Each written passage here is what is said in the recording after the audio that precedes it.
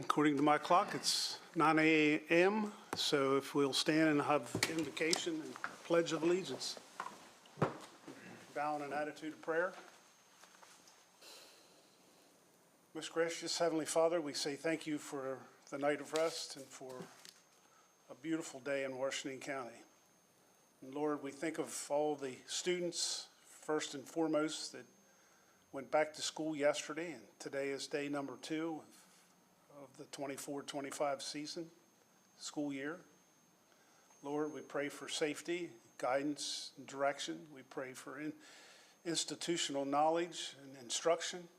We pray for the teachers. We just lift them up. We know they need encouragement, many of the things they deal with. Lord, have mercy upon them.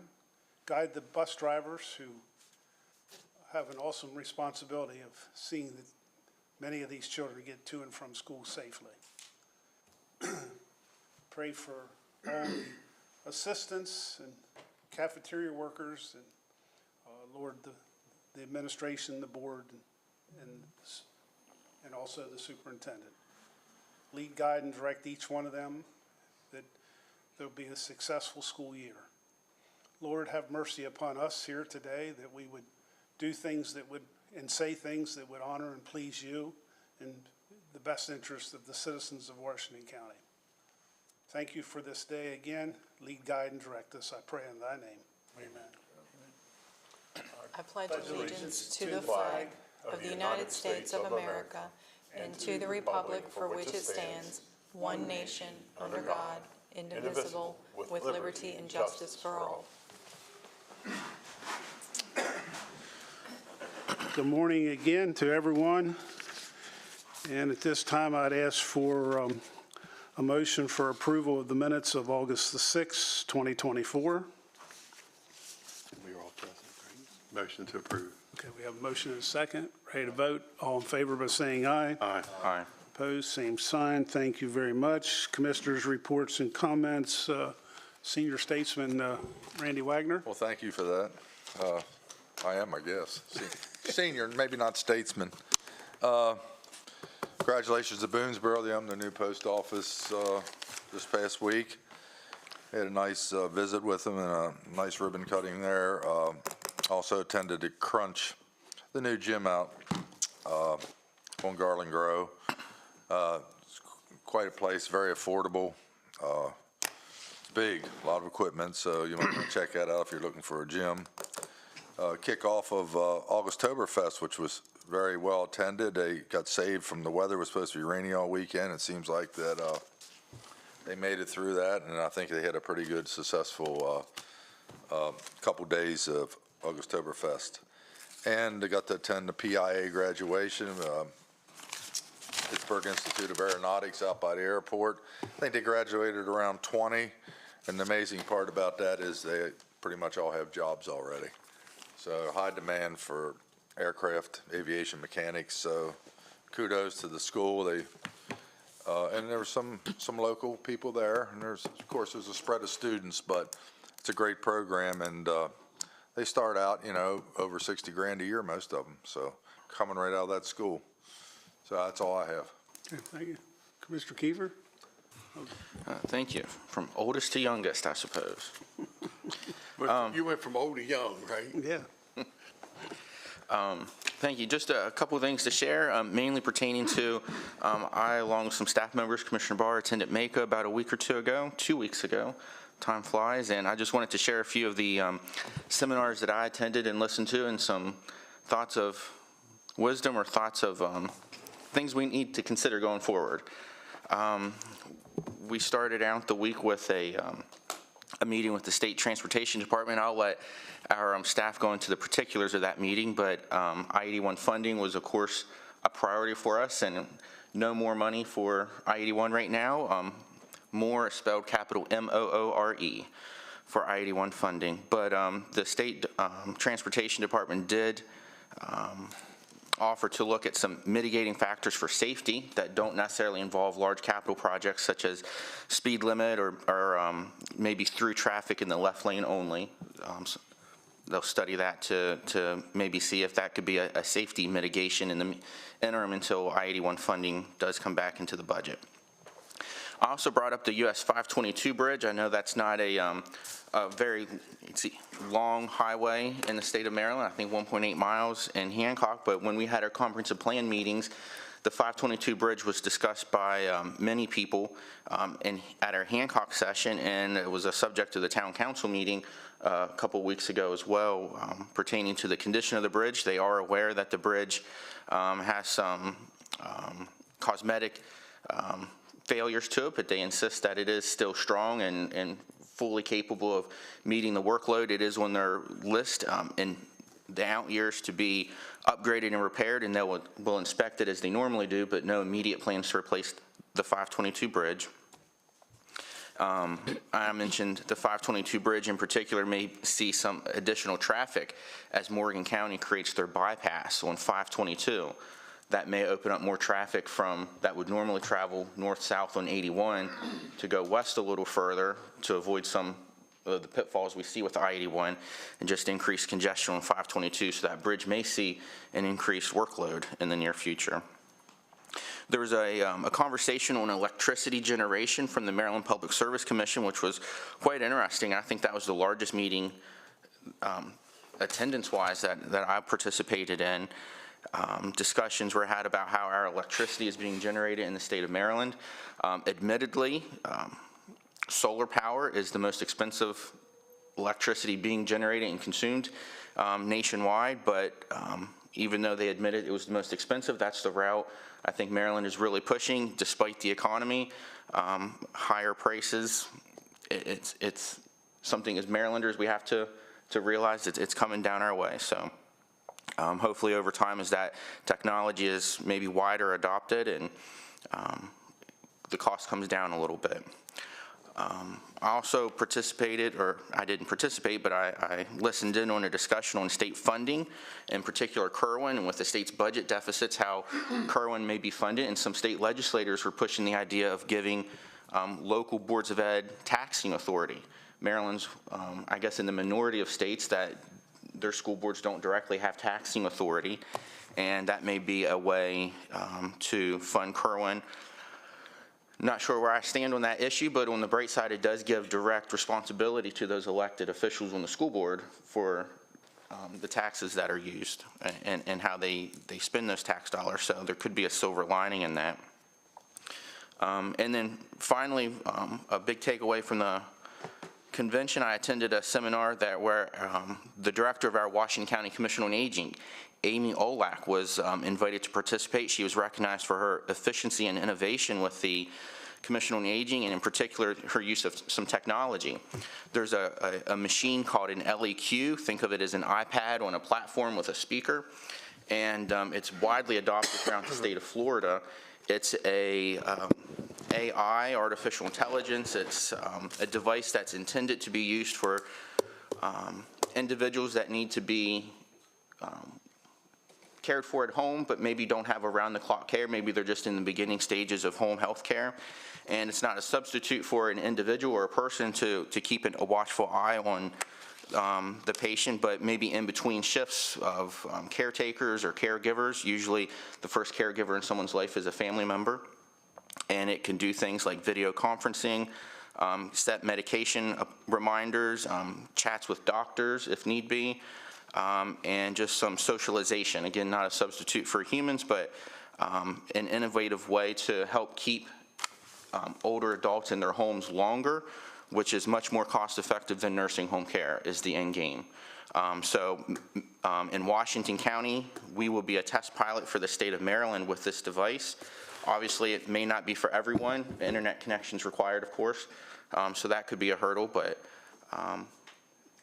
innovative, I think, and we should be proud that we are a test pilot group for that. Like I said, widely adopted in Florida, which has a large senior population, and we're going to give it a try here in Washington County. And we're coming up on Labor Day. Just want to thank our employees for working hard throughout the year, and hopefully, I know not all of our employees get the day off, but thank you for working hard throughout the year, and I know we compensate those employees another way who have to work that day: law enforcement, public safety, water and sewer. And thank you to our taxpayers who work all year long too, who a portion of their paycheck comes back to local government. And hopefully we continue to spend that as wisely as possible. That's all I have.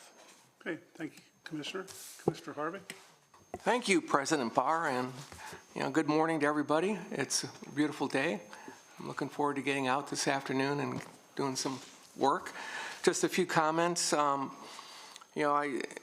Friday there was the event of the Lions Club at Redmond. I'm sure Jeff will talk about it, but it was a successful fundraiser, extremely well attended on Friday night.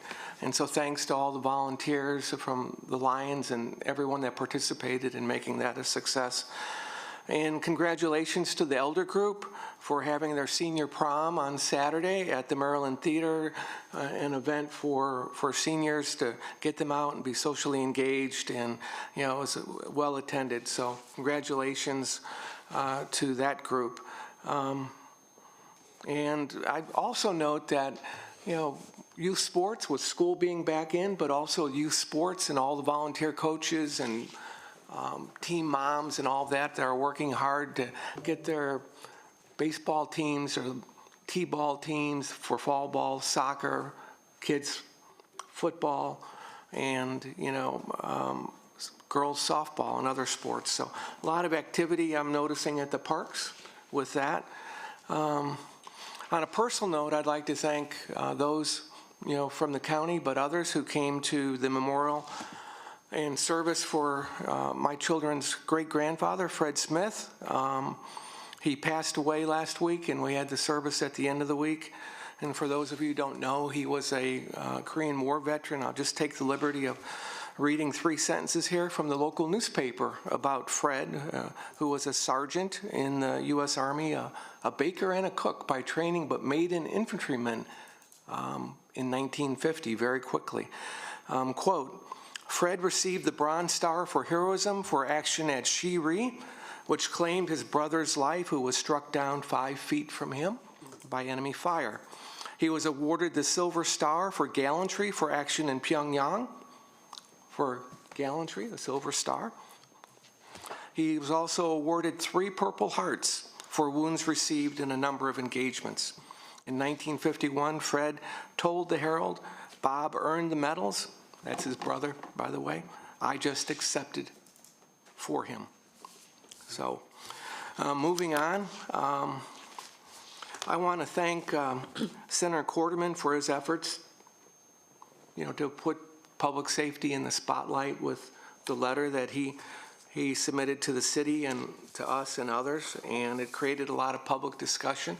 I don't think it would have gotten as much attention or coverage if he had not put it on his Facebook page. It generated over 500 comments and a lot of discussion, and then led to subsequent meetings and interviews on 103.7, WJEJ, from city officials, a number of meetings, by the city council to address those issues. And so, I thank him for putting the focus on public safety in our community. I also want to thank the mayor, Martinez, and the council for having hosted several meetings to explore the complex and intersecting issues impacting public safety. And, they've had in, the district attorneys, they've had in people from the housing authority, they've, had the police chiefs and others at a very large meeting. Last week they had Judge Wilson talking about the courts. I watched that whole session. Very interesting, very illuminating. So they're moving forward and trying to provide some awareness there. But I was a little surprised that, a question arose last week about who recorded Senator Quarterman's meeting a week ago from yesterday. And the concern was really about the recording and, much less about the actual substance of the discussion about public safety. And unfortunately, that served as a major distraction, I think. So, just for the record, all the commissioners were eventually invited to attend that meeting, although the original invitation was just to you, President Barr. And then when we have a meeting, the county discussed it, we had communications, and, the decision was made to, record the meeting because it's public business. We would have been in violation if we had not done so. And that's what our lawyers have said too. So it was legitimately recorded. I was unable to attend, so I listened to a recording. And for everyone's information, that recording is being placed on our webpage today so that the public can have the transparency and the openness that they deserve from our government about what is going on and what people say. I want more transparency, I want more openness, and I hope others do too. I really do not understand the fake outrage that occurred about a meeting being recorded. I never go into a meeting like that not expecting it to be recorded. There were no instructions that it was not going to be recorded, that you should not record it. There was no instruction that we're going to use Chatham House rules, meaning you can't quote or, refer to what individuals said at that meeting. There were reporters there, etc. Okay? Everyone should expect their words to be memorialized in some way, perhaps recorded, especially with ubiquitous nature of cell phones that can record things very easily. Even if it doesn't look like there's a recorder out there at the main table, which our county clerk had placed quite obviously on the front table. So I hope that issue is put to rest, and I encourage everyone to hear the comments, take some time, and some comments during that meeting, when I listened to it, were very surprising to me. I'll just say that. Now, moving on, because the purpose of the meeting was about public safety. And I think that we need the public, us, Brian Albert, our Sheriff's Department, and others that are involved need to understand the role of the police, how many police there are, what they're doing, how many actual patrol officers there are. Are there 28 compared to how many 6 years ago, 8 years ago? What is their pay and how does it compare to others, and how does that affect recruitment and retention? Are they short detectives, other specialties? Do they have enough to do effective community policing and engagement in order to lessen concern about our the police in certain communities that have, from historical purposes and reasons, they have concerns about interaction with the police, because we need good interaction and we need security so that victims and witnesses aren't afraid to testify, as the district attorney spoke very clearly about the reason they cannot get some prosecutions and the reason they sometimes have plea deals is because the witnesses are reluctant to testify because of fear in the community, and also concern about being viewed as someone who's ratting out their neighbors. So, that's an issue that needs to be confronted, but effective police engagement matters. So I think the paper should also, and the public should be concerned about, what's the morale and what's going on with the police department, because, there are citizens in there. This isn't just the city. They are county citizens, okay? There's a charter government and they have a police department, but they are our citizens too. And, sometimes people don't want to acknowledge that they are our citizens, and they pay taxes, and we provide a lot of support from the fire department to the county roads that go through there to other things. So it's important. The library, we contribute a lot to Hagerstown. So what are the perspectives of the union and the rank and file and the leadership? Do they have confidence in the police chief? Do they have confidence in the administrator? I would think that would be more important for the newspaper and others to focus on than whether or not there was a recording. Just saying, folks. Okay, so in order for us to understand the issues better, we need better data. If Brian Albert and the Sheriff's Department, and we are going to help the city, we can't do it without better data. What am I talking about? In order to address the ongoing and unresolved questions about public safety, adequate numbers of police, policing strategies, and a need for more definition of the data to gain a broader understanding, the criminal data of the scope and character of crime and the intersecting issues, you need data, accurate data, and quite often you need to map that data, portray it in geospatial terms, patterns over time. I would ask that the city be more transparent about sharing that data with the Sheriff's Department, with Senator Quarterman, with us, so we can make informed decisions, but also so the public understands what's really going on.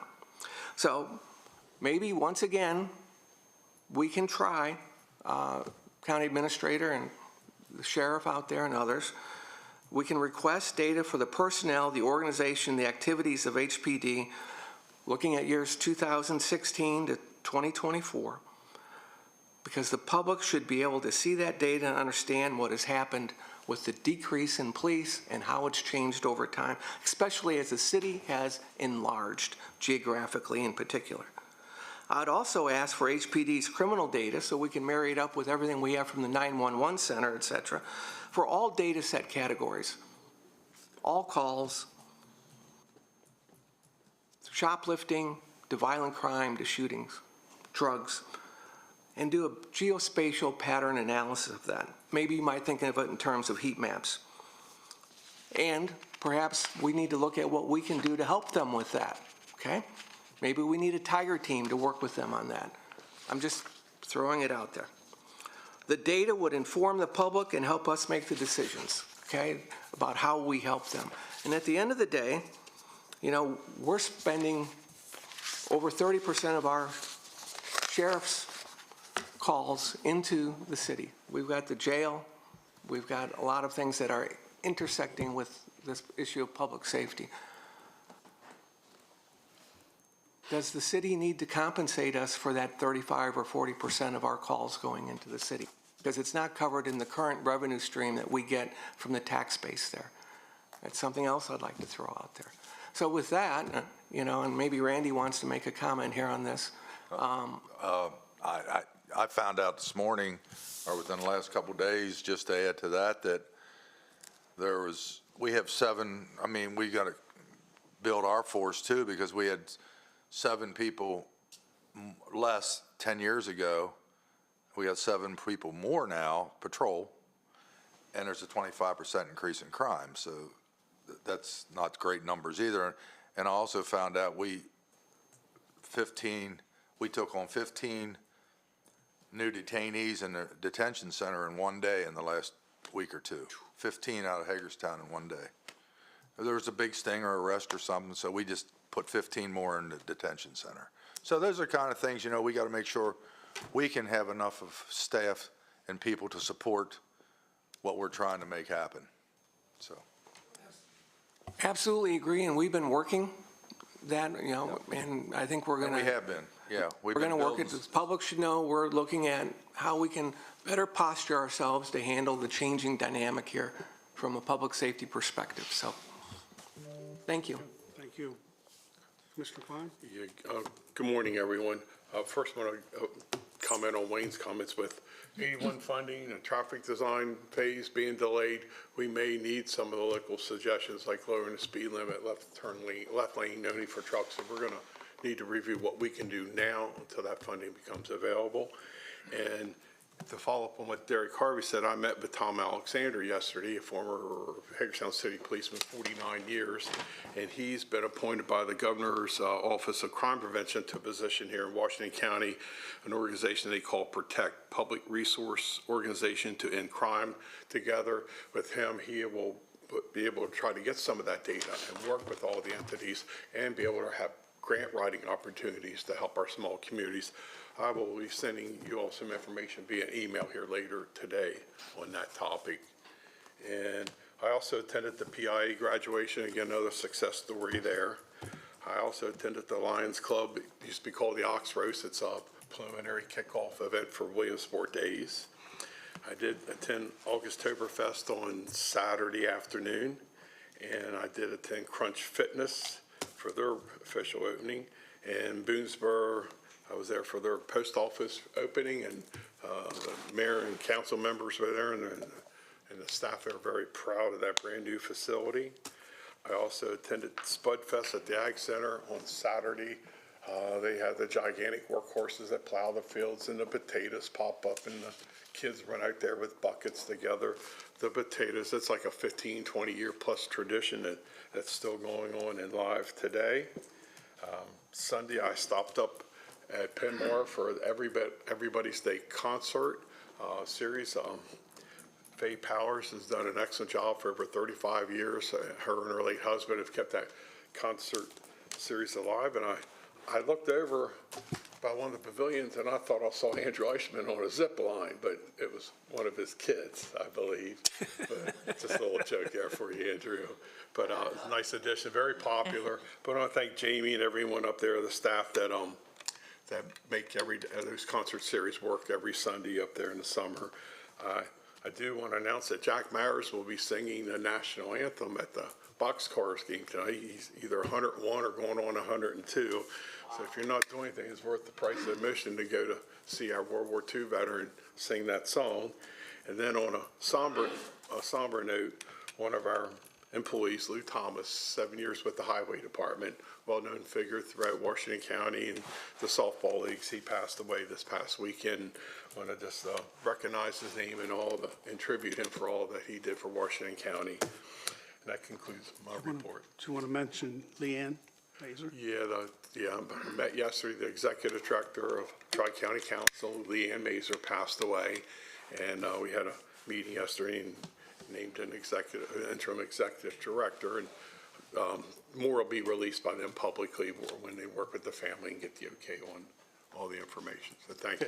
Thank you. Yes, the last 2 weeks, I know we didn't have a meeting last week, but it's been very busy. Shortly after Tuesday, 2 weeks ago, our meeting was adjourned. I left for Ocean City and attended the MACo conference, which started first thing Wednesday morning, Wednesday, Thursday, Friday, and Saturday.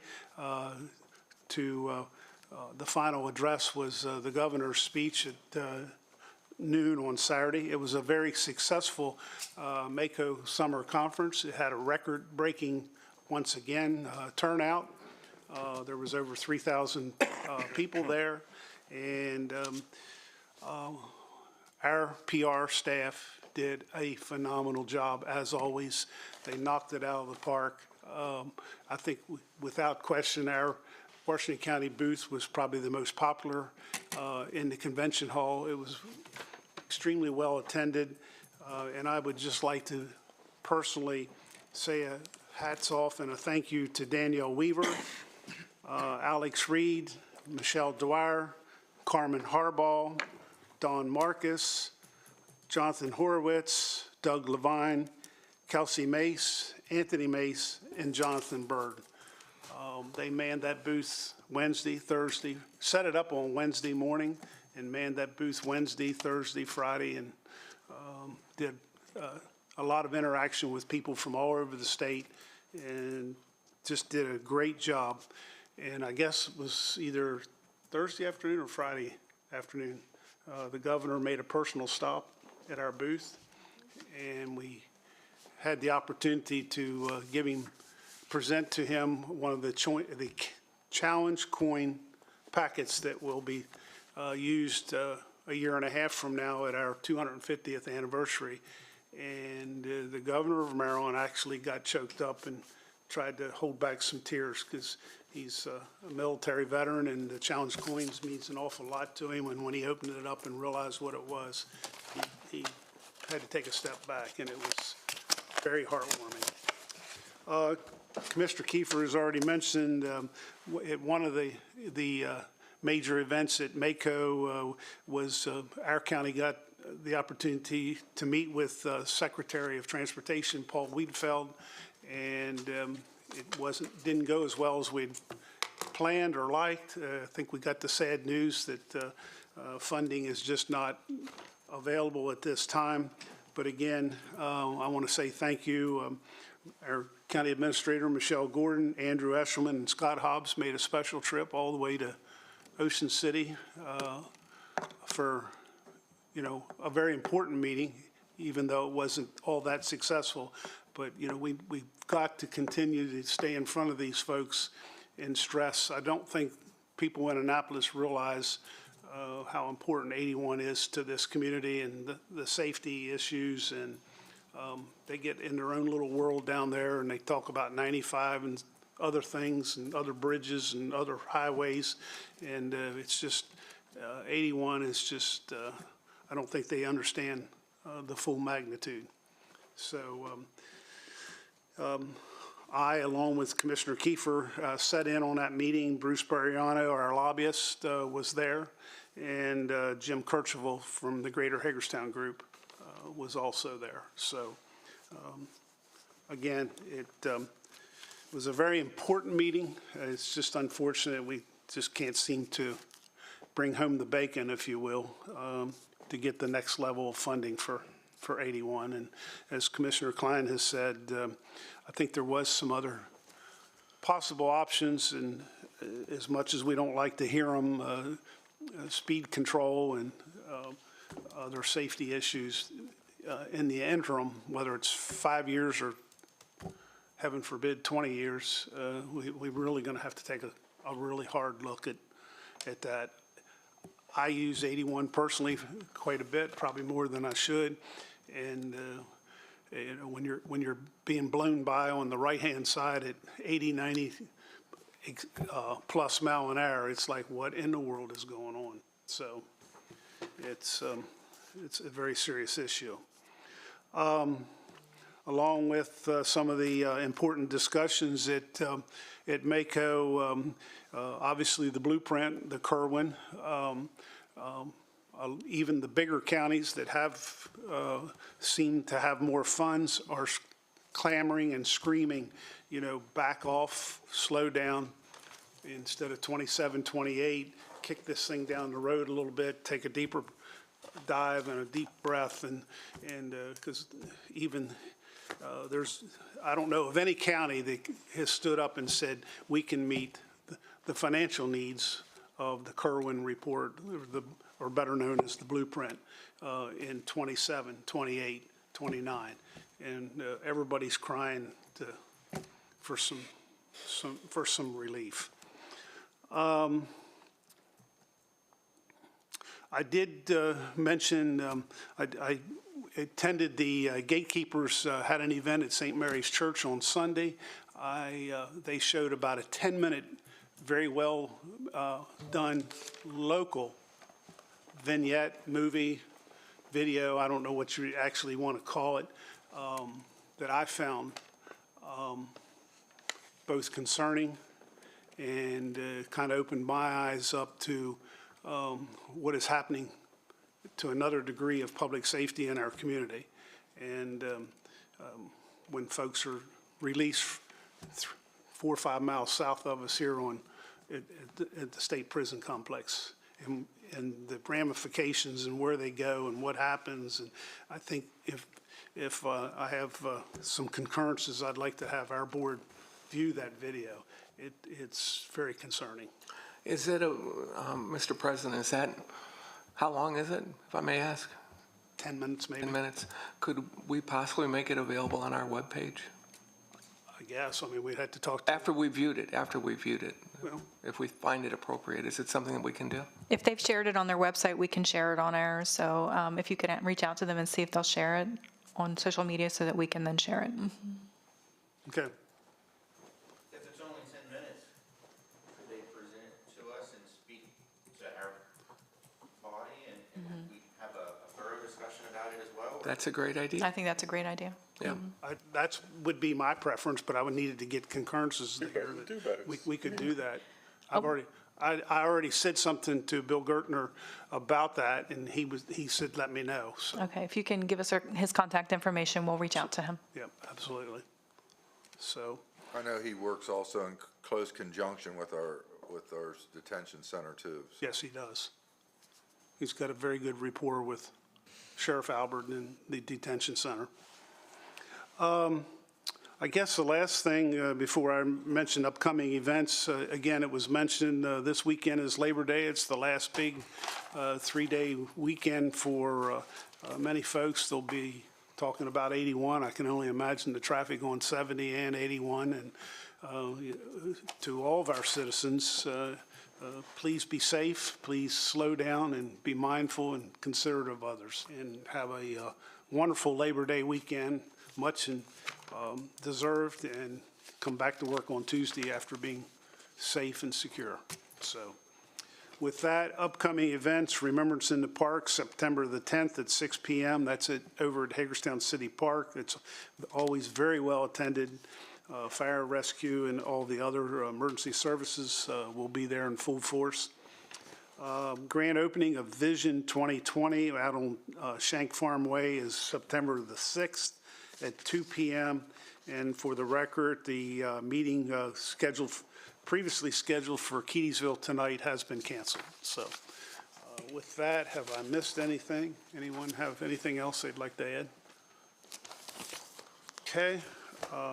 We'll move into staff comments, and first up is Chip.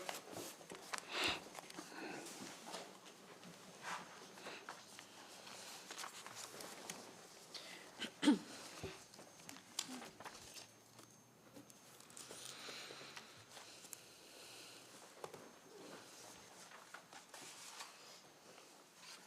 morning, Commissioners. Chip Rose, Director of Human Resources. I have 4 items for you this morning.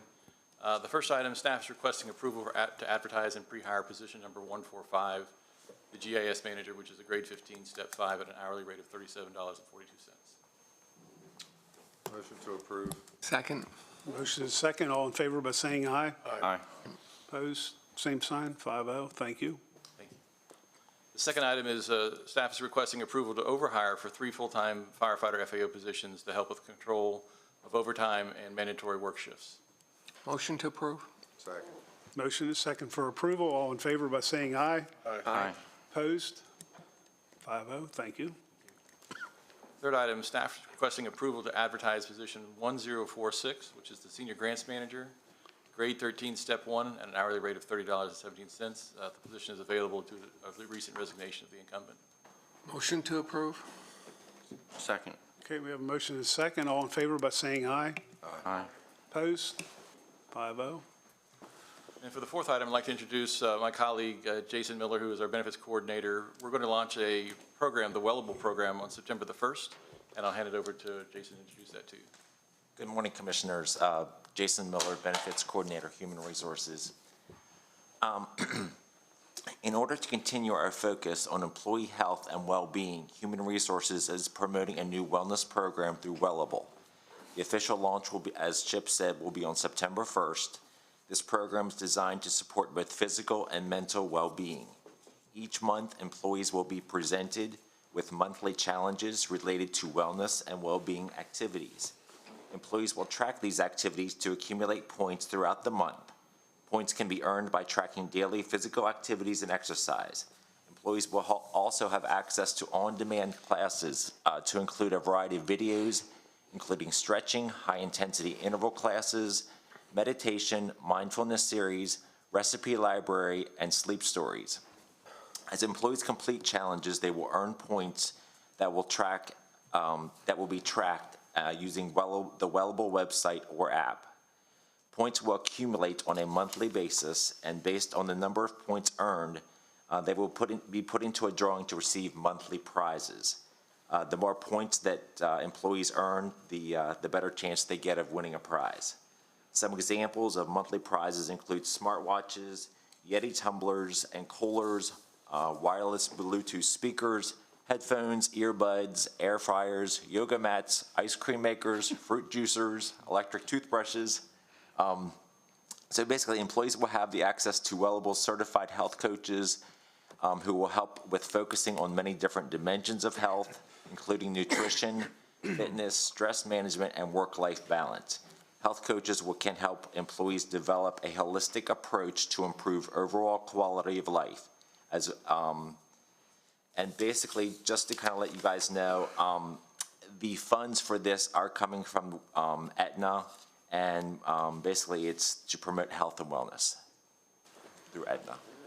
So we're not paying for this except in a indirect way through what we pay for Aetna to Aetna anyway. Correct. Okay, so everyone pays for it. It's just they've decided this is a good thing for us to offer. So how much of our time will be required to manage this? I would say 10 to 15 hours a month. Okay.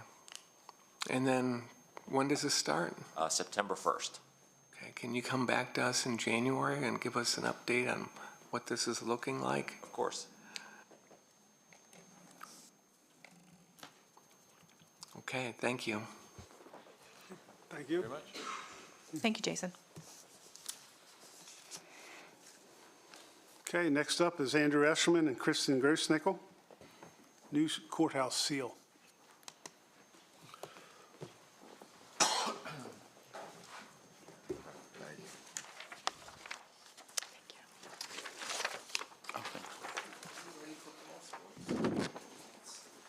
Thank you.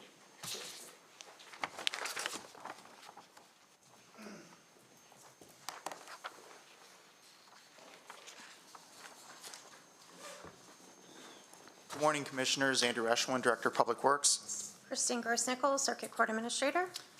I'm here with Kristen to provide an update on some work associated with the Circuit Court facade and memorial work that we were here before you a few weeks ago. As part of the effort, the Circuit Court wanted to update its seal, which we passed the handout of what that old seal looks like as well as the proposed, and this would be featured in some of the upcoming work and changes. County staff received input from the Circuit Court Administrative Judge on the features he would like to see in a new design.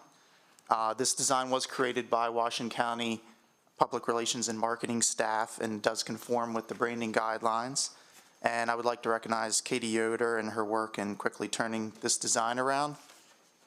Ultimately, the Circuit Court staff and judges operate independently from Washington County government, and they do approve this change.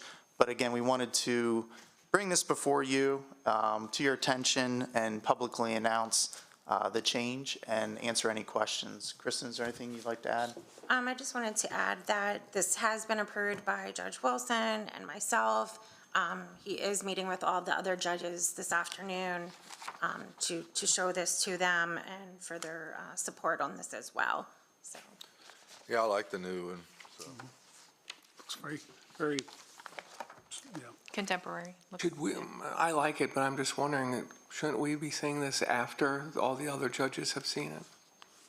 From a sequencing perspective, that's, or are they all generally aware of it anyway? They're all generally aware that there are changes coming, that we were looking to update the design, and just with the timing of when all the judges were available for a meeting. And we're on a timeline for the event.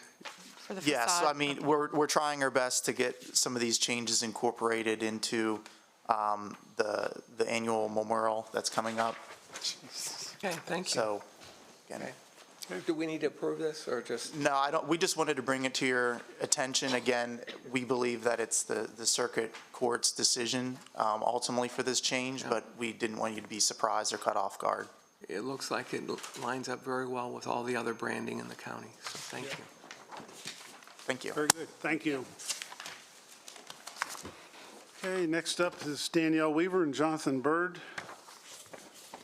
Aaron Brooks Day. Good morning, Commissioners. Jonathan Byrd, Public Relations Coordinator. I'm here to spread awareness about this Aaron Brooks celebration that we're having on Saturday, September 7th. This is an event that we're partnering with the City of Hagerstown, the school system, the Hagerstown Police Athletic League, the Flying Boxcars, and two of Aaron's sponsors, Negley Water and Younger Toyota. So the morning of September 7th, Aaron will be at Younger Toyota between 9 and 11:30 a.m. to sign autographs. He will then have a police escort from Younger Toyota to downtown Hagerstown. We're hoping to line the streets with bands from the square to Meredith Park. People are encouraged to bring signs and basically just be out there cheering him on as he comes to Meredith Park, which he should arrive around 12:15. And the event is we're having all local and state delegates come to present certificates, present proclamations. The governor is expected to be there. There will be coaches who taught Aaron. There will be teachers who taught Aaron, his family, and then Aaron himself will speak. So we're encouraging everyone to come out. Commissioners are invited to come, and I know we have some things planned, but we'll keep that under wraps for now. There's a meeting tomorrow with all of these entities that I mentioned where we'll go over everything in finer detail. But just bringing it here so that everyone is aware. Hope to see you there. Are there any questions? Questions? Wonderful. Thank you. Thank you, local hero. Next up, Dawn Marcus, board appointments. Good morning, Commissioners. On behalf of the Washington County Agricultural Land Preservation Advisory Board, I am requesting a motion to appoint Joshua Miller to serve a first full 5-year term from October 1st of 2024 through September 30th of 2029. This is not a paid board. Motion to approve. Second. We have a motion and a second. All in favor by saying aye. Aye. Opposed, same sign. Thank you. And also on behalf of the Washington County Agricultural Land Preservation Advisory Board, I am requesting a motion to reappoint Susan Hayes to serve a first full 5-year term from October 1st of 2024 through September 30th of 2029. Her initial term was just a partial term. Motion to approve. Second. Motion is second. All in favor by saying aye. Aye. Opposed? Thank you. That's all that I Okay, have. that's it. Next up is Zach Kiefer, letter of support for Maryland Theater. Good morning, Commissioners. Zachary Kiefer, County Attorney. Today I'm before you to affirm the consensus of a letter of support on behalf of the Maryland Theater in support of their funding request from the Maryland State Arts Council Capital Grant Program. This request would provide funding for installation of a line array speaker system. Generally, the theater is making this request in furtherance of their involvement and contribution to the larger downtown Hagerstown area and the Arts and Entertainment District and the state designated Main Street Hagerstown District specifically. This request does not seek any funds from the board. It's just a letter of support. Okay. Consideration, motion. Motion to support the letter. Second. Okay, we have a motion and a second. All in favor by saying aye. Aye. Opposed? Thank you. Thank you, Zach. Next is Michelle Gordon, County Administrator. Thank you. I did attend a Maryland Theater Board meeting. I also attended Retirement Committee meeting over the last 2 weeks. I did attend the meeting with Senator Quarterman, city officials, and other local agencies regarding public safety issues. And I attended the MDOT meeting at the MACo conference. Although I didn't attend the entire conference, I did attend the meeting. While I was there, I was able to visit our booth, and I'd like to thank our PR staff. They really knocked it out of the park with their Meredith Stadium theme, so they did a great job setting that up and coordinating all of that. Just a quick update on the MDOT meeting that we had. Secretary of MDOT, Paul Wiedefeld, and his staff met with us. Commissioner Barr and Commissioner Kiefer attended the meeting, and I really appreciated both of them attending with us. And Commissioner Kiefer's mitigating ideas were really great information and important to that discussion. The draft CTP budget is due to be released on September the 3rd. MDOT faced a $3.3 billion deficit last fiscal year, and they're having similar issues this year with a $1.8 billion deficit in the current fiscal year. Revenues from motor fuel tax are just not growing the way that they anticipated they would. This is primarily a result of changes in travel behavior as employees are no longer commuting for work. This is also exacerbated by inflationary increases to operating and capital costs. To balance their operating and CTP budgets last fiscal year, projects that were not started, which included I-81 construction, were cut, and they also made an across-the-board 8% cut to their operating expenditures. This year, projects that are not considered necessary for safety improvements or concerns that are still in the planning and design stages are being deferred as they attempt to preserve their transportation system. So that means that Phase 2 of I-81, which is currently in the planning design phase, has been cut or deferred, and all work will pause at the semifinal mark, which is about 65% complete. According to MDOT, I-81 is not considered a safety project, it is considered a capacity expansion project. MDOT is asking counties to help provide local match funding on their respective projects to ensure that the work continues. MDOT does not expect to cut our highway user revenue more than originally planned as part of the phase down, which is about 15% during the current fiscal year. We've asked MDOT for the exact amount of the local match amount for Phase 2's planning and design. I'm estimating that that amount would be 20 to 25% of the $32 million budget. Now, they've already completed a portion of it, so my estimate's a little high at $6 to $8 million. Other counties are providing the local match funding to ensure that their projects move forward and using the following types of sources. They're using developer contributions or impact fees, CIP reserves, general fund reserves, dedicating a portion of their tax dollars in the form of general fund contributions, highway user revenue, and some counties are using ARPA or CARES Act funding that they may have remaining. We may also want to consider an impact fee or dedicating a portion of our excise tax to the local match needed for construction of this or any future phases to ensure that this and other important projects such as bridge replacements happen in the future. Do I have any questions regarding any of that? Is there any comments that anybody wants to make? I have a question. Yes. $6 to $8 million would be a local match. Mm-hmm. For what project? What? That would just be for Phase 2 planning and design. It's estimated, I think, at $32 million. So if we wanted to fund 20 to 25%, which would be the local match portion, that would be $6 to $8 million. Okay. And I think that's a high estimate because they've already completed some of the work. But then you don't know when that would be completed, how many more delays they would have, and then what the local match would be for Construction. Construction, which Correct. could be tens of millions of dollars. Correct, on the remaining $68 million. So, and the interstate is in fact the responsibility of the federal government with some matching by the. Correct. The federal government pays 100% if the project is considered to be a safety-related issue because this is actually expanding capacity. They don't consider it safety-related, which would mean that the match of 20 to 25% is required. Well, it kind of sounds to me like we need to lobby the federal Department of Transportation instead of the state. I think maybe that's where our efforts need to go. If it's just a defining between safety or capacity, certainly I think we can argue the safety component. Right. And we are back to the conundrum that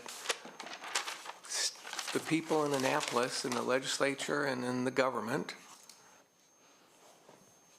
are focused on the larger population areas and the bigger counties, and they're more interested in a 12-mile spur off of an interstate affecting Baltimore or Prince George's or 495 or 695 or something, you know, and. Their words were podunk. Yeah. A couple of years ago. And then, you know, they're looking at fully funding the rebuild of the bridge, asking the federal government to pay for that 100%. I just think the political dynamics are that they are not concerned about 12.5 miles between Pennsylvania and West Virginia that is predominantly for north-south transportation that does not affect in their view, the Maryland economy or their voters. It's just what I see. I think Wayne has a good point. Yeah, I think it is, I think we have a heck of a good case for safety other than just capacity, so I think you pursue that safety a little bit more, try to get that 100%. They probably have to redefine the criteria for safety. I don't understand. If you look at the numbers and the accidents and the deaths, I'd like to see what the comparisons are to other 12.5-mile stretches in the state. My question would be, if we don't fund the phase design study, what happens to our projects? It further move down the queue, down the list, or move completely off the list? It moves further down the list. I think it's like around number 23 right now. So it would be 5, 10, maybe even 15 or 20 years before it would happen. So they're telling us to put $6 million up and let something sit on a shelf for years, the study. Correct. Heck, they might need another study by then. Yeah. Okay. I'll just move on. And also, with Labor Day coming up, I'd like to thank our staff and all of our employees for all the good work that they do for Washington County. Our next meeting is September the 10th. We do not have a meeting next week. And just a reminder to all of our staff, elected officials, that we are approaching our legislative season. So if you have any legislative topics that you would like to introduce, please make sure you're reaching out to Zach, our county attorney, to get those researched and on the agenda. Okay. Anything else, commissioners? Okay, next up is citizens' participation. Citizens' participation is an opportunity for citizens to comment about an issue or issues of county practices and interests. This is not an interactive dialogue or question and answer session. It is solely a time to hear citizens' comments. Please limit your remarks to 3 minutes or less. Good morning. We have citizens here to present. Mr. Porter. Good morning. How you doing? Good. Good morning. All right. So, as Derek Harvey referenced, everything is being recorded. People take pictures of you all the time. This is a picture of Peter Perini in an absolutely offensive hot pink outfit at MACo last week. I had several confidential informants that were there taking pictures and observing. In our society, you shouldn't act like an absolute reprobate in public or even events that you think are private, Jeff. I won't be able to be there Thursday night, but several people will, so please don't pass out drunk. I don't feel like posting that stuff all over the internet, pictures of you passed out drunk after you killed that boy all those years ago.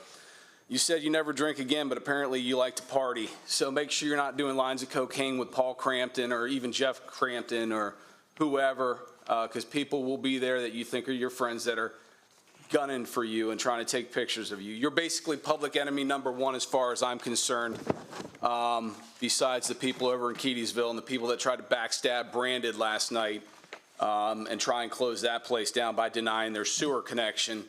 Thank God Paul Quarterman showed up and threatened to cut off all their funding or whatever he had to do to those people to get them to roll over and approve the sewer connection for Brandon so that they could expand and increase to a brewery as well as just a bar and a concert venue. In regards to the internet and dissemination of information, Zachary Kiefer seems to be up on First Amendment stuff. Jeff, you are a public official, you're a politician, and you deleted a reporter's comments on a post that was dealing with political issues related to the county just this weekend. So we're going to give you a pass and give you an opportunity. Zach, you may want to bring him up to speed about why Larry Hogan had to pay almost $500,000 to an employee he deleted and blocked from his personal Facebook page when he was running for re-election, but was discussing official business on. So when you have a page like yours, Jeff, and you put pictures of you up there with your government seal on your shirt and school board candidates, and then you talk about the issues on there, or other people are discussing the issues on your Facebook page, it basically becomes a quasi-governmental Facebook page, and you cannot delete those people's comments or delete those posts or block those people if you don't like what those citizens are saying. You happen to do this to a reporter. I mean, there's a lot of stupid stuff that goes on in government, but a reporter? So anyway, that's real smart. I just want to point out the stupidity of having a competition to increase the wellness and health of government employees by rewarding them with an ice cream maker. I have no idea who came up with that. Apparently, it was your insurance carrier provider that wants to give away ice cream makers to government employees that exercise and take good care of their health. The next thing to talk about is your school board is paying for paid vacations to exotic locations at our expense. It needs to stop. My Public Information Act request revealed that the top brass at the school board are paying for trips to go to seminars that take place at holiday times like Thanksgiving in sunny destinations like San Diego, California. We have the assistant to the superintendent, we have the director of communications or assistant deputy director of communications, Steve Edwards, the guy whose real name is Steve Cornwell. He took a trip to Seattle on our expense for 5 days. We paid for this trip to Seattle. Again, the assistant superintendent guy, a friend of the superintendent, a part of the Winchester crew, people that came in from out of town to steal our money. He went to San Diego on the 17th of November, all expenses paid, had a great trip apparently at our expense. So we're paying these guys $150,000 a year. Do you know the reason we paid these people $150,000 a year? Because they're so stupid we need to pay them to go all the way across the country to go to leadership seminars. So if we're paying someone $150,000 a year, they should already be really good leaders. And if they're not really good leaders by their mid-50s, they're never going to be. So this is just one of those excuses that government employees use to take taxpayer dollars to take trips to exotic destinations like Seattle and San Diego, two cities I've never been to. I've never been to California. But apparently I've paid for people to go to California and have a good time and party it up and do whatever you do in San Diego, but it shouldn't be done at the taxpayer's expense. It shouldn't be done at my expense. In the last hour, roughly 40,000 people on one of my channels on one platform watched the school board be lectured about deleting Facebook comments and violating people's First Amendment civil rights and freedom of expression and viewpoint discrimination. That took place on Tuesday of last week. Within 2 hours, they were back at it, deleting and hiding Facebook comments with language that they didn't like, adjectives that they didn't like, nouns, adverbs, whatever. So they have words that they don't like, and if you use words that they don't approve of, they will literally stop you from conversing and relaying your political opinions to other citizens in the county and other citizens across the world that may be reading Facebook and want to hear Justin Holder's thoughts on the Washington County public school system. But foolishly, after being advised on video not to allow comments to be deleted because you don't like what the people have to say, Washington County Public Schools did it anyway to Justin Holder. So as far as airplane tickets go, the correct jurisdiction for this, the original jurisdiction, is going to be the 10th Circuit. You guys are going to get to pay for more airline tickets to federal court because Justin Holder is going to be suing the Washington County board members responsible.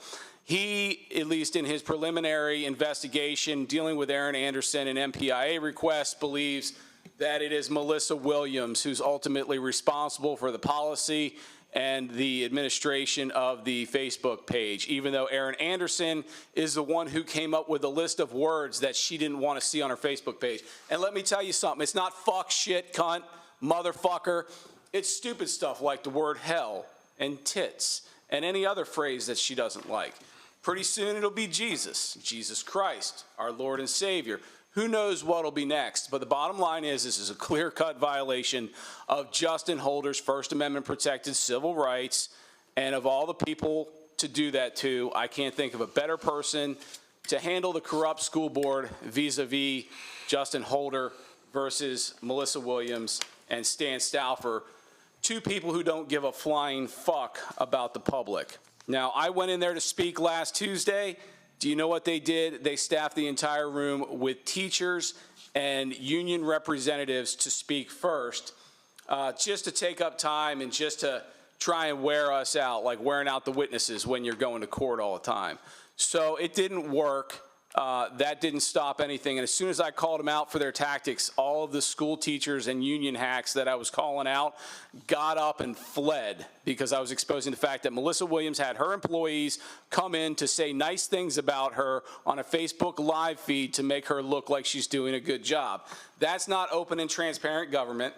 Mr. Harvey is right. We need transparency in government. We need openness. We need accountability. We need not to have journalists' comments deleted from your Facebook page, Jeff. I mean, seriously, you knew she was a journalist when you deleted her stuff. That's dumb. We have screenshots of all of it. We can forward it to you later.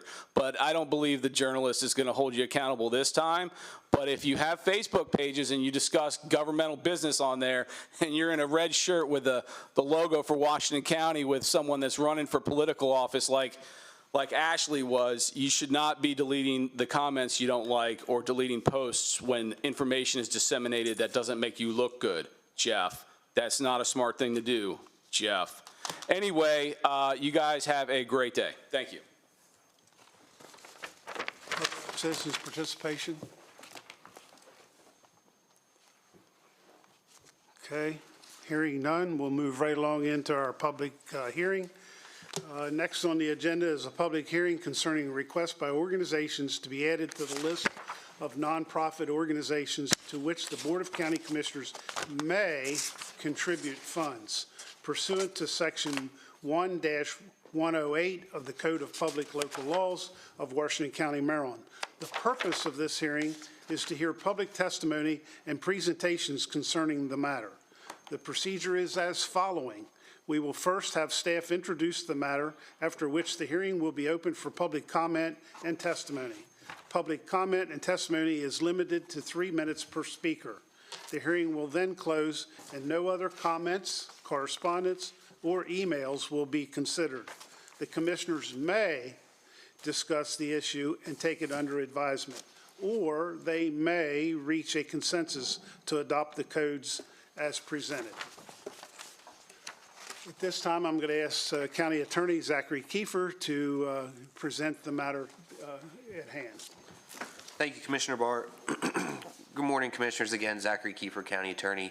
As Commissioner Barr mentioned, this is a request, this is the public hearing for the request from the various organizations to be added to the list of nonprofit organizations which the Board of County Commissioners may contribute funds pursuant to 1-108 of the Code of Public Local Laws, colloquially known as the 1-108 list.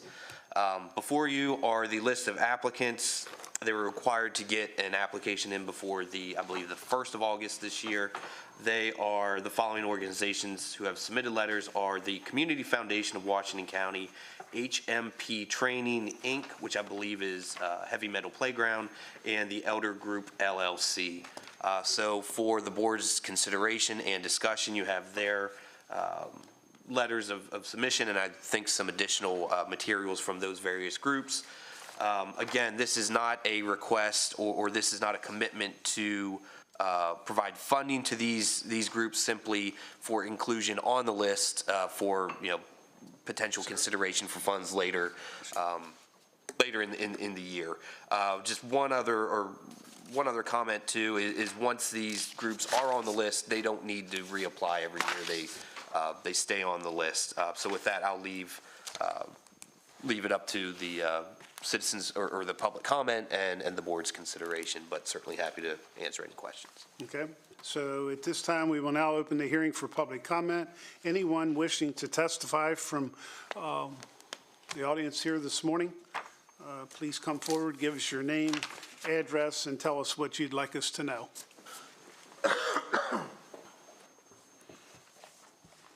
Good morning, Commissioner. Stacy Crawford, President and CEO of the Community Foundation of Washington County, currently located at 19638 Leitersburg Pike, Suite 203 in Hagerstown, Maryland.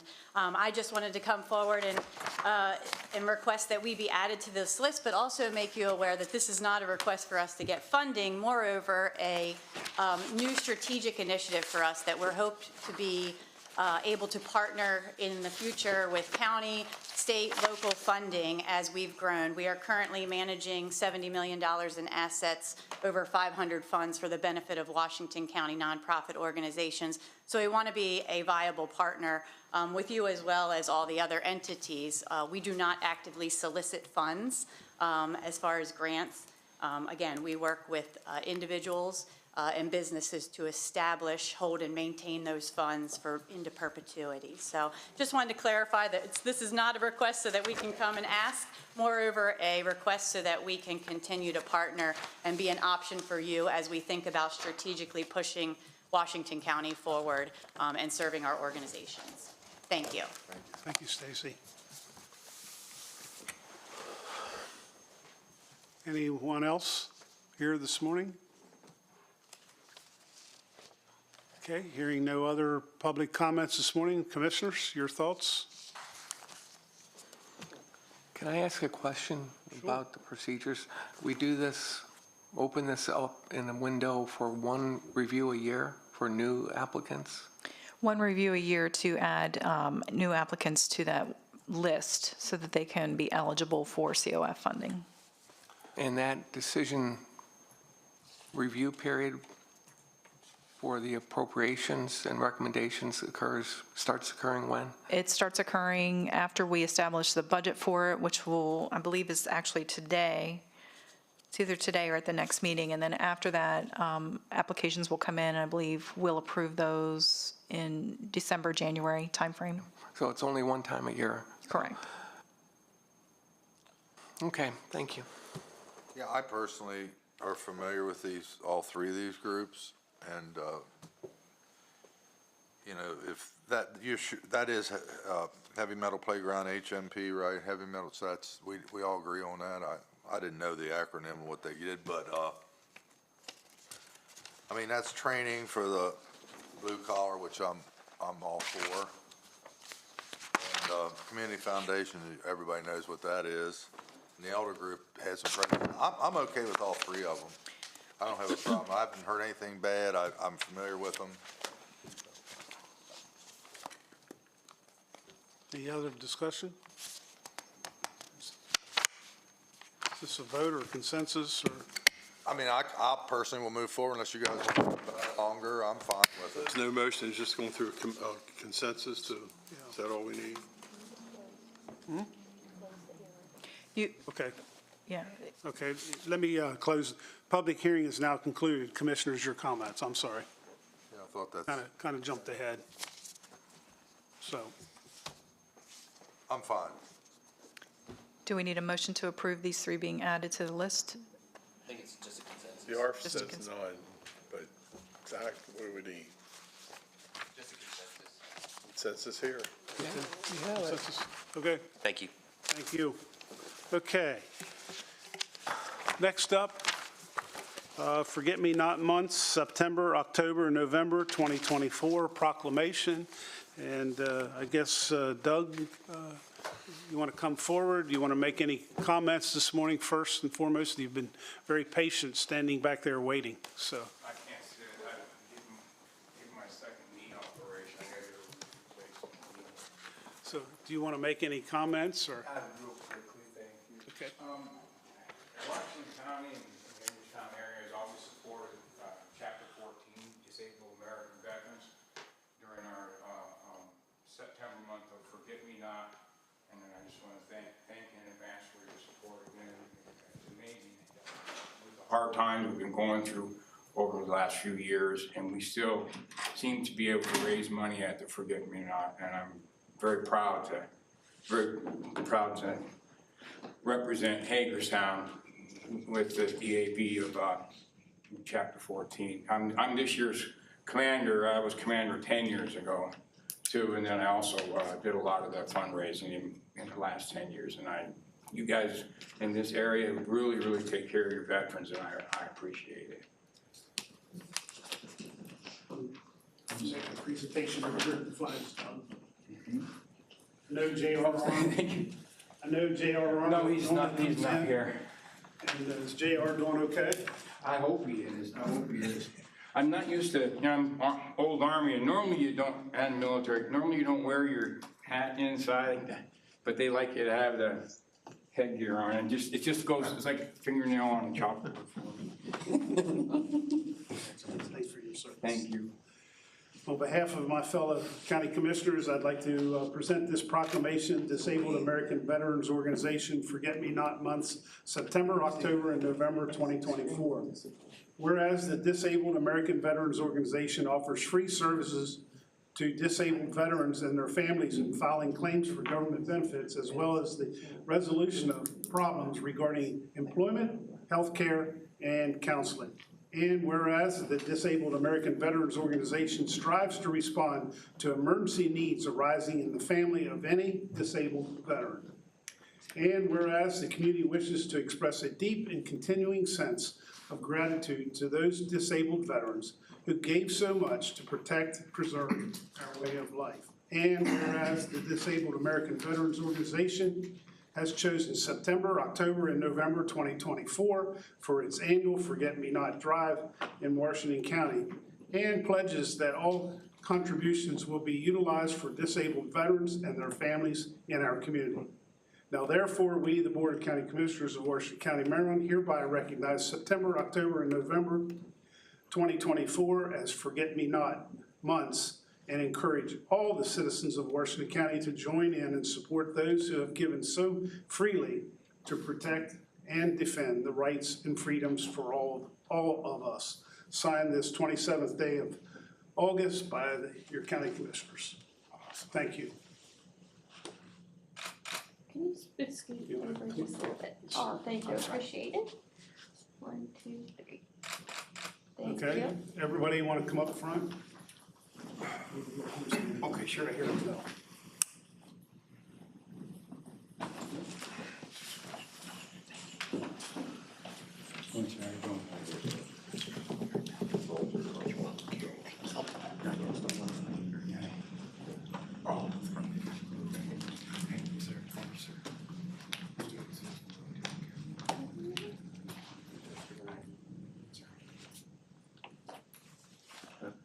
Thanks, sir. Okay. Ready? 1, 2, 3. Thank you very much. Thank you. Thank you. Thank you very much. When I was a little kid, I'm the oldest of 6, and we can never get all the kids to smile. Excuse my language, but I guess it's okay if he uses it too. My dad would always say, we'd line up and say, everybody say shit, and then everybody smile. Thank you. See ya.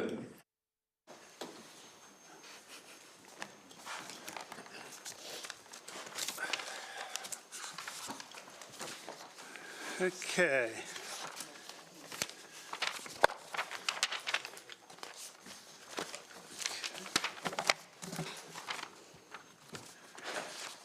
Next up is a public hearing to add a local amendment to the 2021 International Swimming Pool and Spa Code, ISPSC.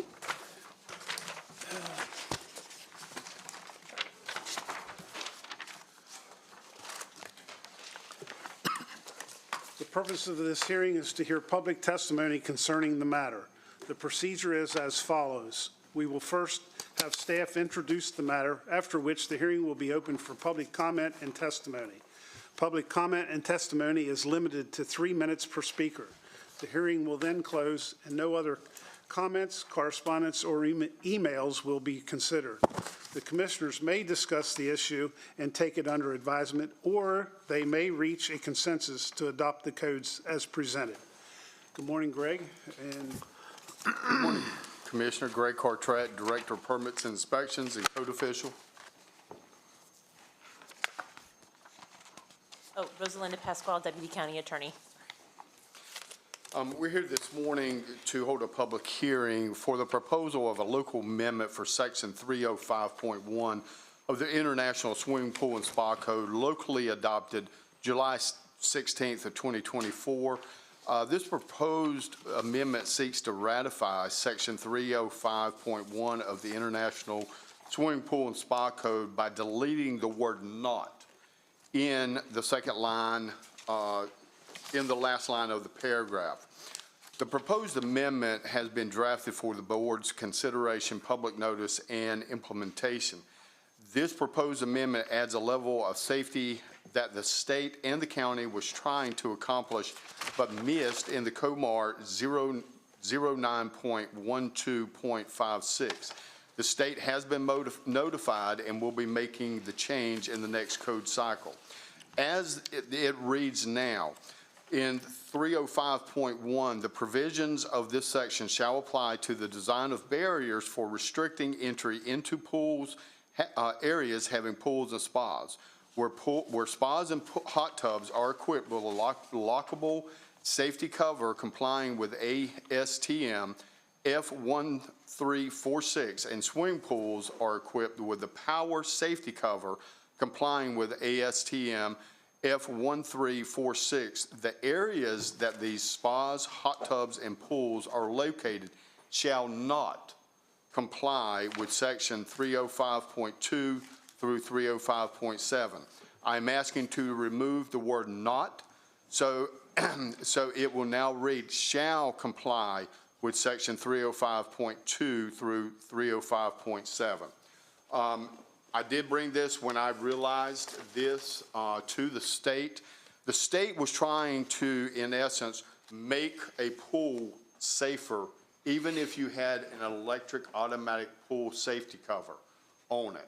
They added into section 305.2, they added it and changed it to add in that even though you have it, you still have to put a fence, a barrier around the pool. I did contact State of Maryland Building Code Administration, the director, Rob Emmert. I did speak with him about it. He said that is something they will have to address. Because the way the code reads now, as a contractor, I read that first part, 305.1, I go no further. That word not, by taking it out, now makes me go to the next part of the code, which is 305.2 through 305.7. As it is right now, that word not, I can stop, and I do not have to put a barrier around a swimming pool. So in summary, you're just saying if it could have been misconstrued that if I had a lockable cover on pool hot tub, I wouldn't need a fence, but now we do. That's Yes, a sir. summary of this, right? As the code No reads matter what. right now, and I have taken this, like I said, to the state, to the Building Code Administration with LOR, who is aware of this and will be making that change. Okay. So this applies, define spa for me. A hot tub is kind of like a hot tub, you know, it's a different type, but it's a spa that you submerge yourself in. And what it's referring to is a hot tub or spa with a lockable cover. Okay, but that's, you're talking in-ground? Above ground or in ground. It can be either or. Now, later on in the code, there's different code qualifications for if it's in ground or above ground. So This is for either one. So swimming pools that I see that are bought from Sam's Club or someplace else that pop up in the backyards of people during the summer, you're saying that they need to put at least a 4-foot fence around their yard? If they meet the qualifications of what a pool would be required, that is 24 inches. So if it's deeper than 24 inches, then the pool spa applies. You do not have to have barriers. You're not for the small kiddie pools. No, but I'm talking about the ones from What about a hot Walmart. tub? They're sold all the time. So this is saying that a hot tub now needs a fence around it? Absolutely, absolutely. I think that's Under foolish. Under the new code. And did we provide input into that? Do we have I mean, it doesn't make sense to me. Is that a state regulation? This is state. State adopted this code, and Did we provide any input from the county? Well, the during state that? says shall not be required if it's a locking hot The tub. way it is right now, that would include a pool also. But if you have a spa on a deck or behind an apartment, not apartment, but a townhome complex, people have spas behind there on their concrete pads. You're saying that they need to put a fence around. With his recommended amendment, they do, but according to the state code, they don't. According to the code the way it is written right now. I guess the simple question I have is, just to clarify, if I have a hot tub on my deck of my house, and it's got just a regular deck railing around it, did I before and do I have to now have a 4-foot fence around it? You're supposed to. This is only addressing if you have a lockable cover. I know that, but I've hardly ever seen a hot tub on somebody's house with a 4-foot fence around. No, they've never been required to have a fence around them. So my question is it now required or has it always been required? It's always, according to, before this, we went by the international residential You're only code dealing with now, nobody does it, but you're dealing with a lockable cover now. That's all you're dealing with. So in lieu of that, you've got to if you put a lockable cover, you still have to have a barrier around it. So the purpose of this is we don't have a whole lot of say in this. We can say no, but it's a state regulation. Is that He's changing state regulation to require it. Yeah, I understand that, but yeah. Can we go We're not back? even addressing the fence at this point, only on lockable, yeah. Only on when you have that cover in place. No, Greg. he's removing that and requiring a fence now. Yes. Greg, if Well, I someone disagree with purchased that. a hot tub today, if we go forward with this, what's their involvement with the local building department? Do they have to notify your office to say, hey, I have this, can you Yes, sir. inspect it? What do they inspect for now? Well, you're going to have your electrical. That's going to have to be. A lot of a hot tub is going to be, okay, where are you going to put it? Do you have to put it on a pad? Like if you're putting it on a deck. Now, does that deck support the weight that you're going to now have with the water added to it and so forth, that you have to reinforce your deck? Also, if you're putting, say, on a patio, you're going to have to build that concrete patio, which is going to have to be built to code to put that on it. So it would have to go through us. As far as the hot tub itself, we would generally refer to the manufacturer's specifications for that, for its installation. But anything outside of that, what's it going to be sitting on, the electrical, we would follow and require the contractor to follow manufacturer specifications. And right now, they're not required to have a fence. You're still supposed to have a fence. No, you're not. So if you have a deck and you have your pool, your hot tub on the deck, what you're saying, is someone has to clearly identify that area on the deck and put a 4-foot barrier around your hot tub. The jacuzzi. What if we don't have a fence? Put lockable fence around the jacuzzi on your deck. You're required to have a locking cover or a fence. Well, this is changing it. He wants to require both. If you have that. Really, the design is if you're building a pool, a private pool in your backyard, and you've got a lockable cover that some child, a neighbor, if you forget it, can't wander into and get into the pool. I get that. I get the pool. I don't understand a jacuzzi on somebody's back deck. Well, and you could consider that as a barrier. Only if you put a lockable gate on the steps coming up. That would be true. So we're going to go around the whole county or the state and require everyone to put lockable gates. This only applies from the date it was adopted moving forward. It does not apply to anything in the past. Okay, but it's still going to be an extra cost going forward. Yeah, I don't know if I like all the bureaucracy, and I get it protecting the kids. I get it. They can drown. I get a fence. I get something to keep kids from wandering in a backyard with no fence. I don't know if I want to encourage. I mean, everybody puts it on a deck. Unless you consider the deck, now they're going to have railings high enough on the deck, whatever that may be, And a lockable gate. fence.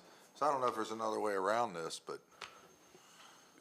Commissioners, do you want to proceed with the public comment and then circle back to discussion? Oh, and yeah. Debate? Thanks for getting us back on track, sir. Yeah, we kind of jumped ahead there. I kept looking at Zach.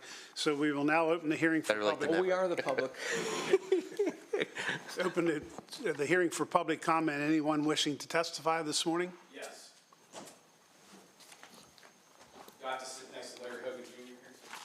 Yes. All right. Hey, I voted for you twice, man. I just fall from grace to go from governor to pools and spa safety. I'm going on the record right now, letting you know that I have a massive swim spa without a fence on a concrete pad with fiberglass rebar, so I didn't need to ground strap the pump. It's an electrical code requirement. I have a hot tub that is 15 feet away on the same concrete pad. Neither one of them are fenced in. I'm in the middle of nowhere, so I don't think the deer are going to be breaking into either one of them. I've had hot tubs, swim spas since 1998 when I bought my first house. This is the stupidest idea I've ever heard of.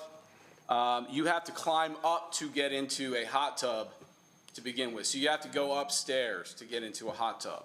And then you have to egress back down into the hot tub. So to put a fence, it's not like you can just stumble and fall into the hot tub. That's why they put fences around pools, because they're at grade. Kids could walk across it and fall in and drown because they don't know how to swim.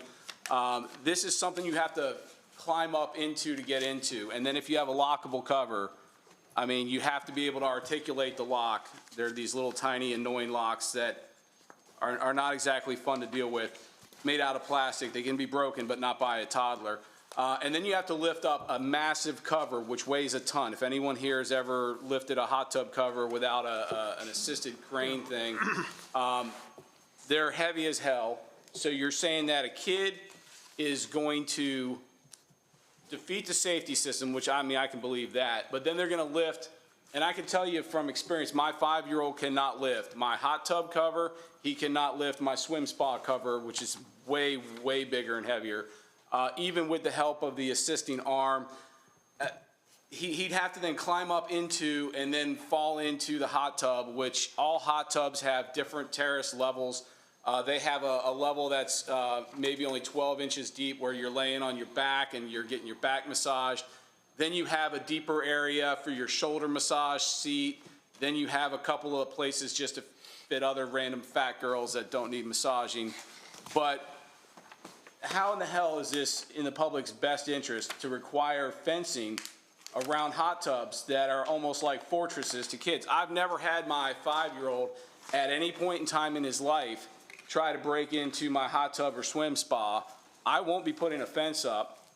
I'm on the record now letting you all know I have a massive 14-foot swim spa, which that's one of the ones you swim into the water and it keeps moving at you. They call them endless spas or what have you. Then I have a regular hot tub. I'm not putting fences around either one of them. If someone comes on my property and tells me they need to have me install a fence around it, I won't do it. I just keep thinking back to watching Waco, Texas, because that's what you'll have for most people who have hot tubs.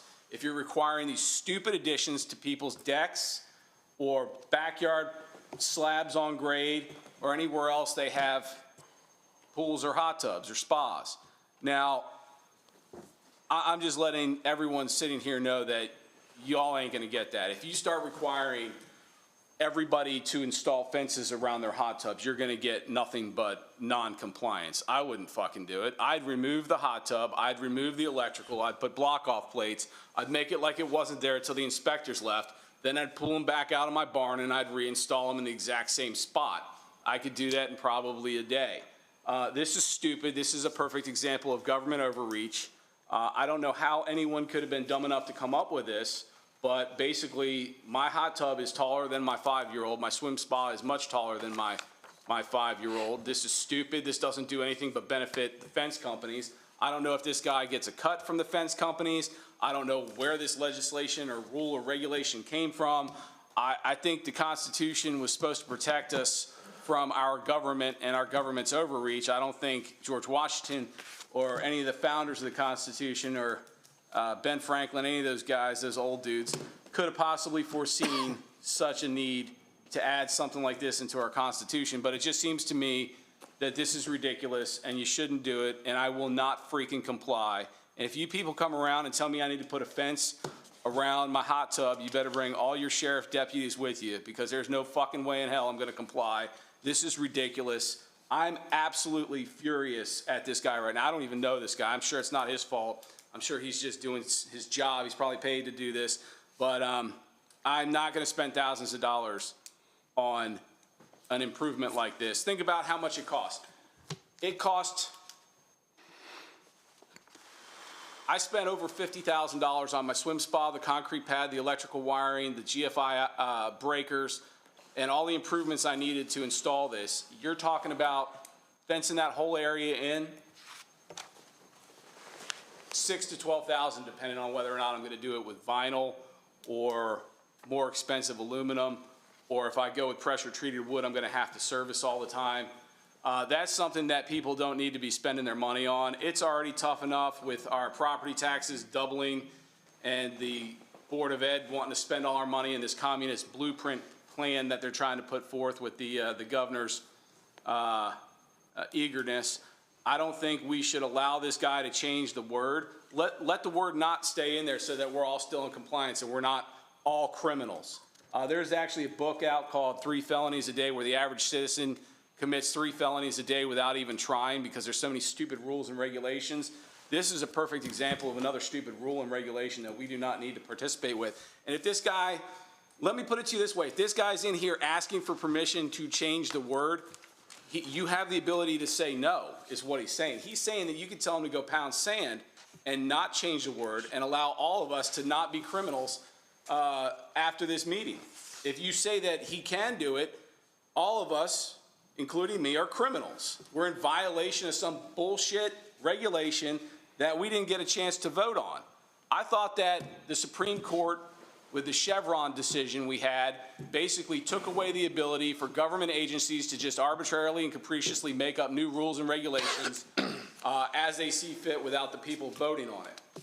So vote no on this. Tell this guy to pound sand. I'm not putting up a fence. Again, Waco, Texas. You remember David Koresh, that guy? I'm Sean Koresh at this point. If you people show up at my property and tell me to put a fence up, that's where I snap. I'm just done. I'm done. Anybody shows up on my land and tells me to do something, God help you. Luckily, Washington County's been great. All I have is that weed control guy that comes out and tells me what weeds are bad, and he has never told me to do anything. He's always been very helpful. This is horse shit. Don't change this. Don't vote to change this. I can see people marching in the streets against this one. When is enough enough? For the love of God, you regulate our firearms, you regulate our alcohol, you regulate strip clubs where we can have naked women. Now you want me to spend thousands of dollars putting fences around my hot tub and swim spa that I already have. Isn't that ex post facto law? You're retroactively screwing me out of my money? Government's bad enough. Thank you, Mr. Porter. I think we've gotten your point. Yeah. Solid point. Okay, other citizens' participation? Hearing none, back to the commissioners. Can I ask a question for clarification? Yes, sir. Greg, could it be confusion in the language in the writing that something that is below ground, like a spa or jacuzzi that's at the same level as a pool, is what they should be after and not the above ground? And I don't see any differentiation between above ground, in ground, on a deck, on the roof, on the 10th floor. Correct. Sorry, Correct. Sorry, Greg. Sorry, Commissioner Harvey. Do you want to proceed with the public, see if there's any more Well, I did. public comment? And then, did we close the meeting or close the public comment portion? Oh, Okay. Yeah, I didn't hear any, so at this point. Sorry, I had to be stick in the mud. Yeah, the public hearing is now concluded. I'll bring it back to the commissioners. I apologize. Thank you. So do I need to restate my question? I think you got it. Okay. Greg? So does the not only need removed for in-ground pools or above-ground pools rather than hot tubs and spas that have appropriate? May I read from the code? We're talking about the 305.1. and it's referring shall not require. If there is a section here that refers, that's in 305.5, on-ground residential pool structure as a barrier. An on-ground residential pool wall structure or a barrier mounted on the ground of an on-ground residential pool wall structure shall serve as a barrier where all the following conditions are present. And then it goes through and lists me 5 different conditions. We're referring to that being, changed. But when we go into the code, Maryland made the amendment to change and to say you have to comply with 305.2 through 305.7, which then if I go now into 305.5, it's talking about on-ground residential structure as a barrier. So that is considered a barrier. I'm only talking about just one portion, but if we go through and look at each item, 305.2, 305.3, 305.4, and go on all the way through 7, there's a list of things that you have to comply with that are the code. If you don't have a locking cover. Even if you do. No, So this says if you don't have a locking cover, you need to comply with that. No, that's the word they're trying to take out, I think. He wants to make it so that you do have to have a fence. Basically, if you've got a locking cover, you don't have to proceed forward as So does this, code reads right right, now. so does the not only need removed for pools rather than spas? Right. That would be But- my question. But there's, we've got to go further into the code, Yeah, is what it says. I think we all make everything so complicated. I mean, I've been in this county for 74 years. Everything's working fine. I don't hear of a lot of kids drowning. I get it in ground. I get that. I got a fence around my pool. And someone inspected it when I did it. I don't, me personally, I see a lot of hot tubs in my line of work. I don't, whatever we have to do not to put more restrictions, that's where I'm at. I don't know if this is, I'm a little bit confused now. Michelle says one thing, I'm thinking one thing, you're saying one thing. So I don't have a good clarification. I can see if I go to a hot tub spa and buy a hot tub, stick it on my deck, I don't want to have to spend a whole bunch more money. It's my liability with my insurance company is the way I look at it. If you want to take that risk, that's just where I'm at on it. So if we remove the not from that particular section, there will be a fence required around a pool, which I believe they should, and a hot tub. So if he wants to amend this, I think a good compromise would be to say, to remove the not only for pools, and that hot tubs that have an appropriate safety cover that locks aren't required to have a fence. Well, we could, I can go back and we can restructure with local amendments that address that. That local amendment. But now you're causing people to buy a lockable cover. Most hot tubs come with a lockable Oh, cover. do they? Yeah, mine did. That's already required under the code, is you either have to have the lockable cover or you go to the barrier requirements. The removal of the not was just going next to the list of amendment, the list of rules around the barrier. Was there a circumstance that brought this situation up, or was there, how did we stumble so upon this? The reason, in the state of Maryland, the Maryland basically made a mistake in that they left the word not in. They actually, if you read the amendment, which you have it should be a highlighted portion, in the COMAR, it states under .5 amendments, it's talking about in Chapter 3, you rename 503.2 to applicability. And then it goes through number 1, a public swimming pool. It lists through, and then it's got A, B, and C. It's talking about your different heights. You're talking about your, how many grades above Gov. If you're talking about a public school, there's A, B, C, D type publics. But then under number 2, non-public outdoor swimming pools and spas and indoor swimming pools shall be surrounded by a barrier that complies with section 305.2.1 through 305.7. If they don't have a lockable cover. Well, That's what I'm saying. They missed not taking. We got taking that, word out. we got that, so I'm fine with the change for in-ground pool. I do not accept any change dealing with spa, hot tub, jacuzzi, whatever you want to define it as. Okay, and I'd like you to take a look at how you could change the language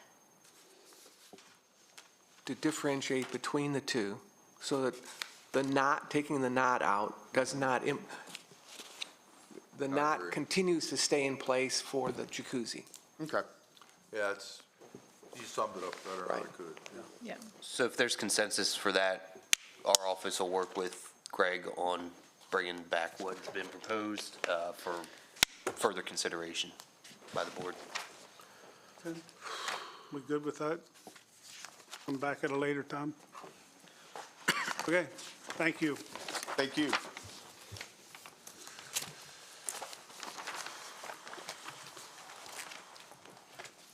Next up is County Commissioners of Washington County Water Quality Bond, Series 2024, tax exempt, authorizing resolution.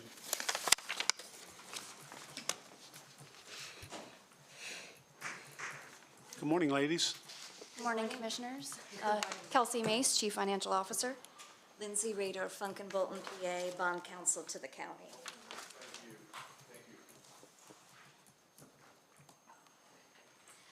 Before you this morning is a resolution authorizing the county to obtain a loan from the Maryland Water Infrastructure Financing Administration, commonly referred to as MWIFA. The amount of the loan will be not to exceed $4,488,552 for the purposes of financing or reimbursing costs of the Smithsburg Wastewater Treatment Plant ENR Upgrades Project. The President of the Board and the Chief Financial Officer are authorized to determine the final principal amount of the loan, and that loan will be evidenced by a general obligation bond issued by the county to MWIFA. We expect at this time that it will be for that max principal amount, but we always like the resolution to authorize a reduced amount just in case a pot of money becomes available before we close. The bond will be amortized over a period of approximately 20 years from the estimated completion date of the project, which is currently July 2025. And in that case, principal will be payable every February 1 in the years 2026 to 2045, inclusive on a level debt service basis. Interest on the bond will be determined by a formula which is 50% of the average of the bond buyer 11 bond index for the month prior to the month in which the bond is issued. So if the bond is issued in September, the index will be the index for August 2024. Currently, any MWIFA loans closing in August with that same formula bear interest at an annual rate of 1.9%, which is lower than what you would typically get in the public markets. Interest will be payable every February 1 and August 1, beginning February 1, 2025. If for some reason the WIFA's program requires a different amortization schedule, which we do not expect, the ability is granted to the President of the Board with the advice of the Chief Financial Officer to agree to a different payment schedule. The loan agreement that the county will enter into with MWIFA provides for the county to pay an annual administrative fee to MWIFA, and if the county fails to make a principal or interest payment on time, the loan will bear interest at a default rate, which is 100% of the average of the bond buyer 11 bond indexed for the month prior to the month in which the loan actually closes.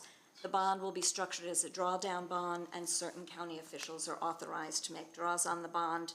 The substantially final form of the loan agreement is attached to the resolution as Exhibit A, and the substantially final form of the bond itself is Exhibit F to that loan agreement that is Exhibit A to the resolution. The bond will be payable in the first instance from wastewater system revenues. Under the MWIFA Act, the county is required to indicate a dedicated revenue source. These are not pledged revenues, it's just a dedicated revenue source by the statutory term, and because the county's water and wastewater system revenues are accounted for in the same fund. Those two revenue sources are the dedicated revenue source under the loan agreement. But the bond is backed by a pledge of the county's full faith and credit and unlimited taxing power.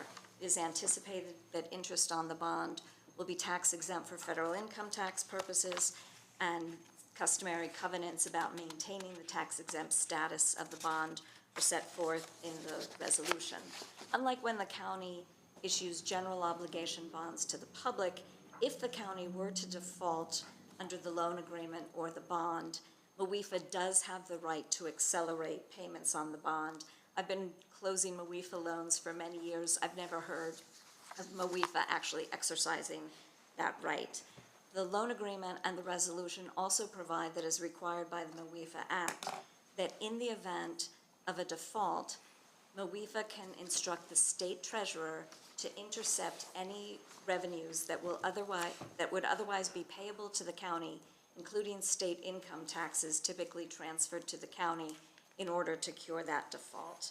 The resolution provides for various officials and employees to take action in connection with the loan, and as we've been doing, as based originally on the pandemic, and when a lot of Maryland municipalities in particular, but certain counties were experiencing unfilled positions, the resolution delegates authority that in the event a particular official is granted certain powers and that position is vacant, there are other alternative officials given those powers in priority stated in the resolution. Is there anything you did not think of to make sure that you could get your money in any circumstance that went wrong going forward? I think you covered everything, every option. She's thorough. Just trying to give you a full view Very of what thorough. the resolution does. Okay, and this money, when will we start to draw down on it if we approve it? We anticipate hopefully closing in September, if not October. And because the bond is tax exempt, there will be a first draw at closing. For what? Some 200,000 and change? Yes. So far, we've submitted payment requests that have been pre-approved, dependent on closing, of about $200,000. And our sewer and water more than covers all of our current obligations as well as this. Yes. The sewer fund, this is Yes. just for the sewer fund. Right, so I do want to make clear that while we are dedicating water and sewer funds, that's just based off of our financial statements have those funds consolidated together, and that's what MWEFA does their financial analysis from. Internally, we will only be using sewer funds to pay this sewer debt. And yes, this has already been factored into our budget for debt service in future years. I'm good with it. Do we need to make a motion, or what do we need to do? Yes, Yes, we need to approval adopt of the the resolution. I make a motion to approve the bond as Second. stated, so. We have a motion and a second. Any other discussion, questions? Hearing none, ready to vote. All in favor by saying aye. Aye. Aye. Opposed, same sign. Thank you. I do just have one more housekeeping item on this. Attached in your packet is also a budget adjustment. We started applying for this loan a few years ago, and currently at the principal that they are offering is higher than what we have budgeted, so I have a budget adjustment to bring that project up to the actual amount that we would be receiving. How much is that? So the budget adjustment is for $516,382, just to bring that budget up. Okay, I motion to approve. Okay, we have a motion. Do we have a second for the budget adjustment? Second. Okay, motion and second, ready to vote. All in favor by saying aye. Aye. Opposed, same sign. Thank you again.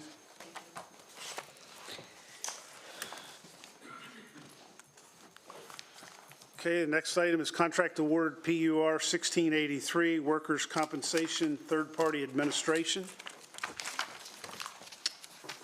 Morning, Brian. Commissioners. Brian Evercash, Safety Compliance Administrator, Human Resources, here on behalf of Rick Curry. I think he's on vacation.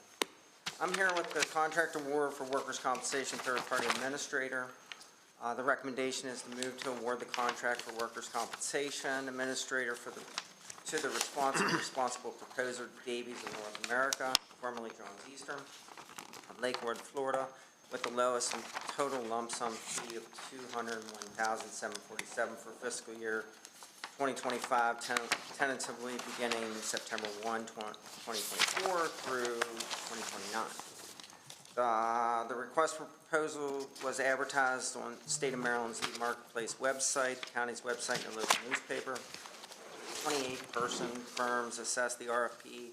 4 firms were represented in a proposal teleconference. The coordinating committee comprised of Director of Human Resources, Human Resource Deputy Director, County Director of Purchasing, County Safety and Compliance Administrator, County Risk Management Administrator, and Janie Thompson, Secretary, non-voting. Submittals were received from 4 firms, 2 firms' qualification and experience. Technical proposals were considered non-responsive. The price proposals of the remaining responsible firms were open. Clarifications were obtained, and the costs were indicated on the attached matrix. Any questions from me? Questions? Comments? Ready to vote? Yes, motion to approve. Second? Second. Okay, motion is second on the floor to approve as submitted. All in favor by saying aye. Aye. Aye. Opposed, same sign. 4-0. Randy stepped out. Thank you very much. Thank you. Have a great day. You too.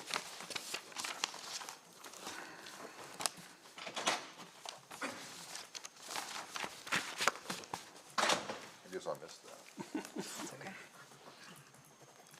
Next item is intergovernmental cooperative purchase, 24-0152, 2025 Ford Explorer all-wheel drive Ford Police Interceptor utility vehicles for the Sheriff's Office.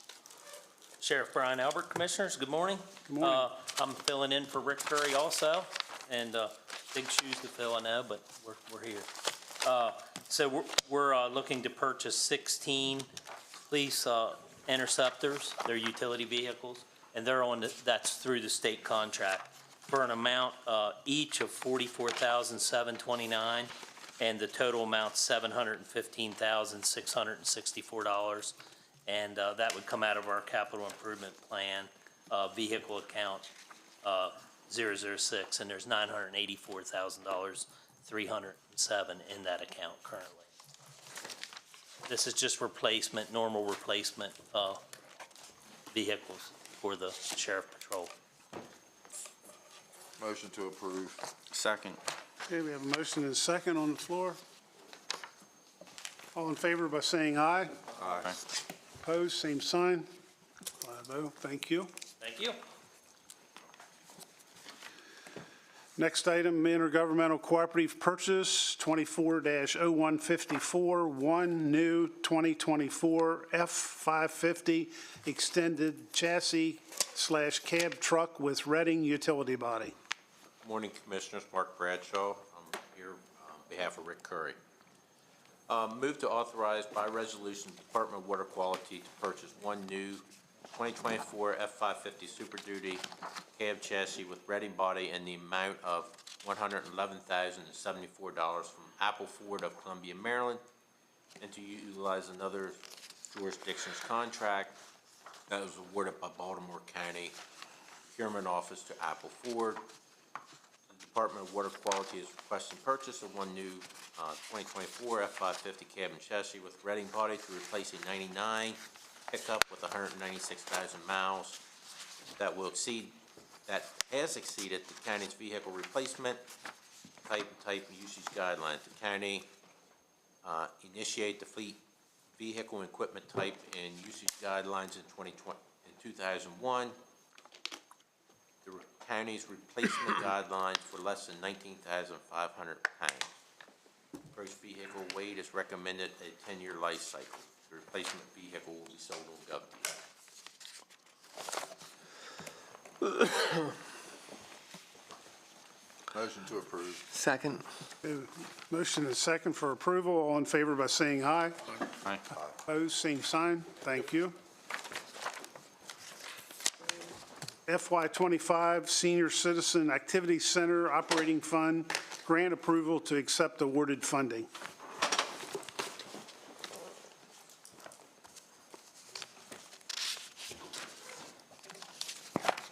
Good morning, Richard Lesh, Grant Manager, Office of Grant Management.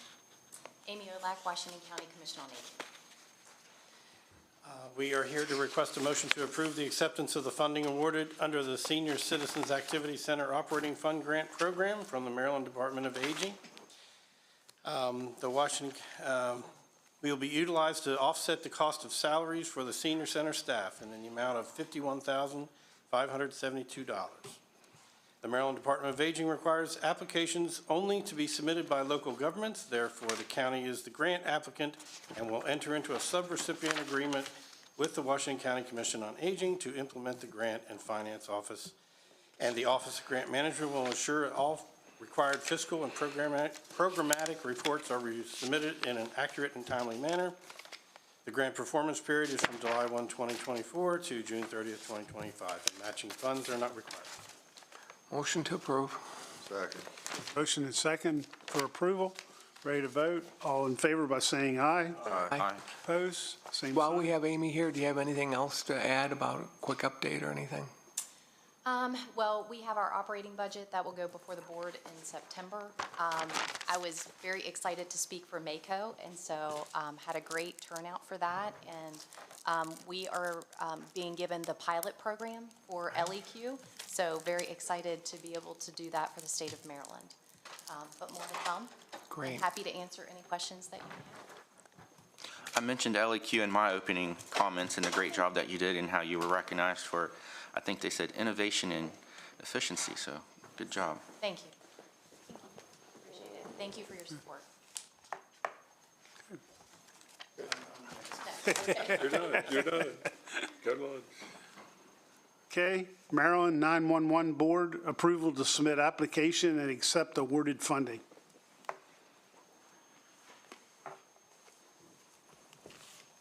Again, Richard Lesh, Grant Manager, Office of Grant Management.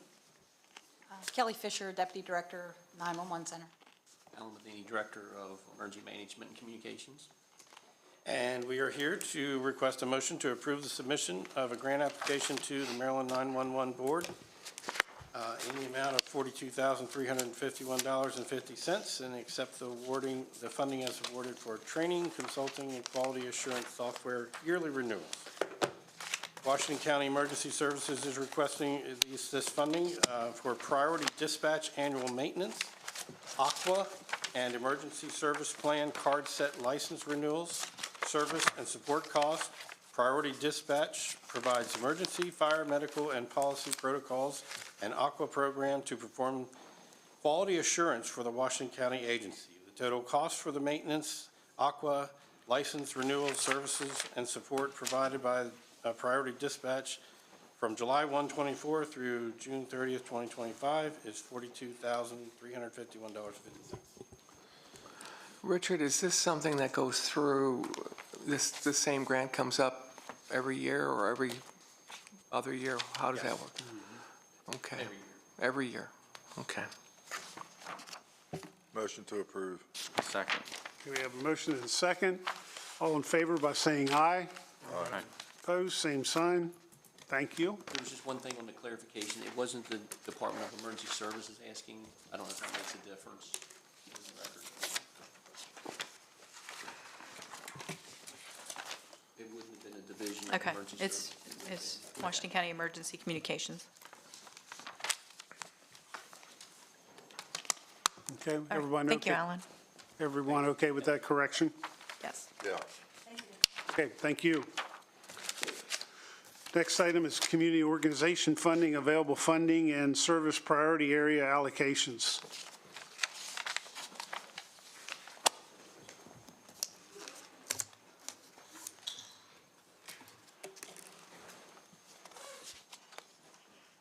Good morning, Nicole Phillips, Senior Grant Manager, Office of Grant Management. And me again, Richard Lash, Grant Manager, Office of Grant Management.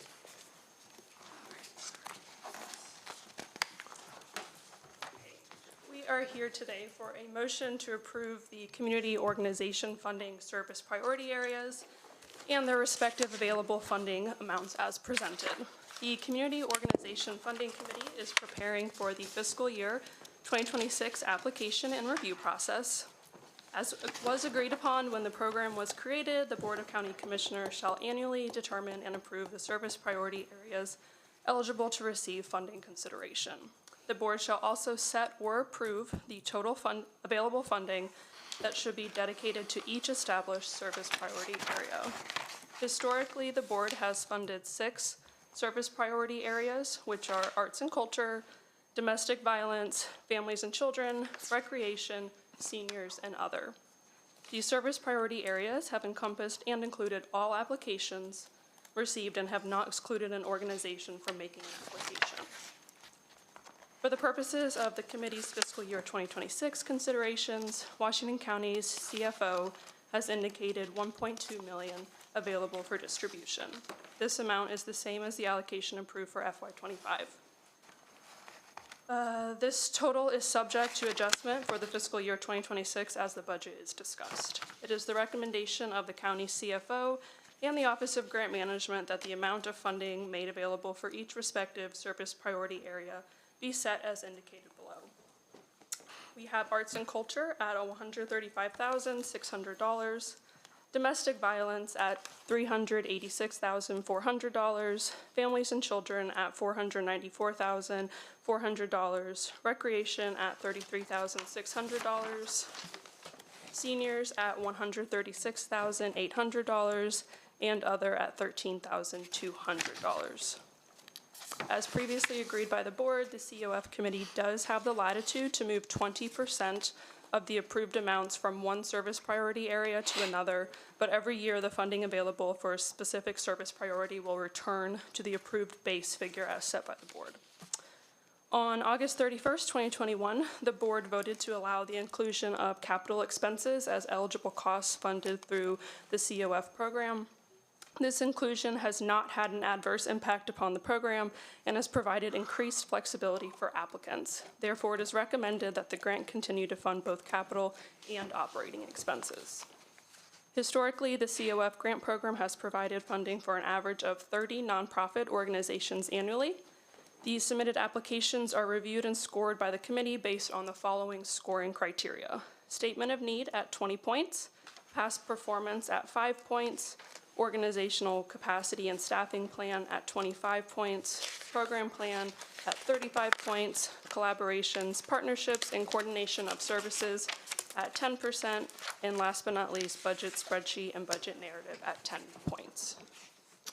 And with that, are there any questions regarding the service priority areas and the amounts allocated as presented? I just have one thing to add. COF applications will be released the first week of November, so they'll be released on November the 1st of 2024, and they're due on December the 4th of 2024. So what is included in the area of recreation? That's Little Leagues, the C&O Canal Trust falls under that when they apply, so things along those lines. Okay, so it strikes me that $33,000 across the county for the leagues is very little. And is there a way within those leagues that how do we structure things? Do we structure those, like if they have to do a capital project, that we match a percentage of it? Is that a variable? No, so if they put in an application, let's say for $50,000, they're supposed to explain if they're awarded underneath that, how they will still continue with the project. So we don't have to have a match with any capital expenses or anything. Okay, I'm just, $33,000 is a small amount if you're looking at it. Don't go very far. Doesn't go very far if you got just the maintenance of the fields. I know that they raise a lot of money, and the kids pay, the parents commit to raising money, committing to volunteer at the stands or pay $150 or $200 or extra. Recreation is important for families and children. It keeps them off the streets. It gives them good skills, life skills. in these sports. I'd like us to consider, I don't know what the procedure is, if that can be adjusted somehow within that. Does that 2.8% reflect what's been done in previous years, or has it been? Correct. So this has not, these percentages have been consistent since FY '24 funding. I agree with Derek on this.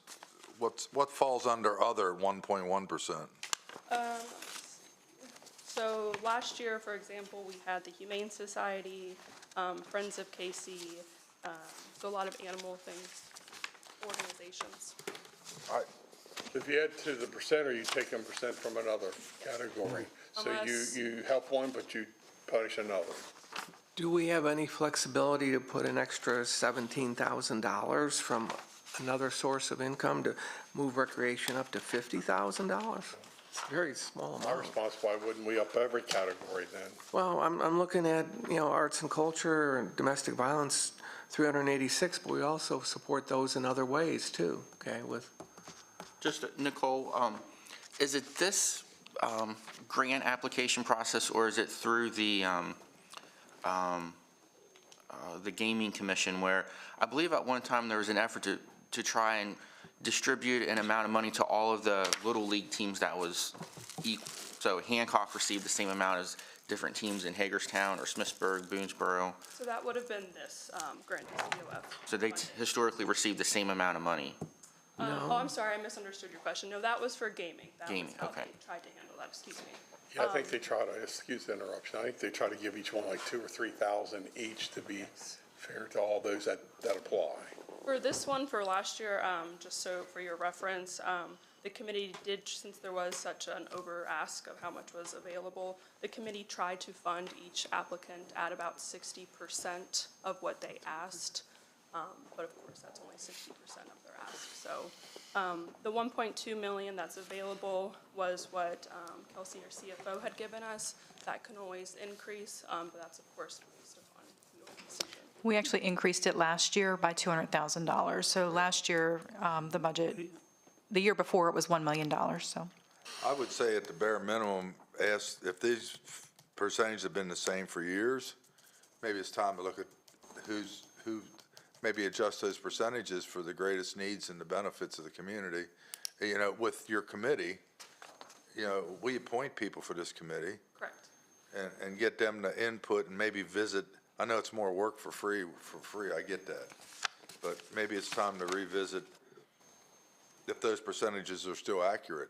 So would you prefer that the COF committee first reviews that and then I bring back recommendations, or would you all prefer to make those updates? What do you suggest?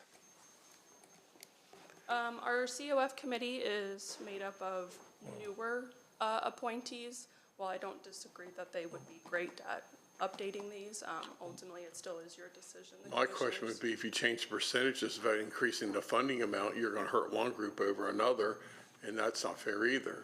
So unless you guys are talking about making a substantial increase, and then evaluating percentages, we might be fixing something that's not broke.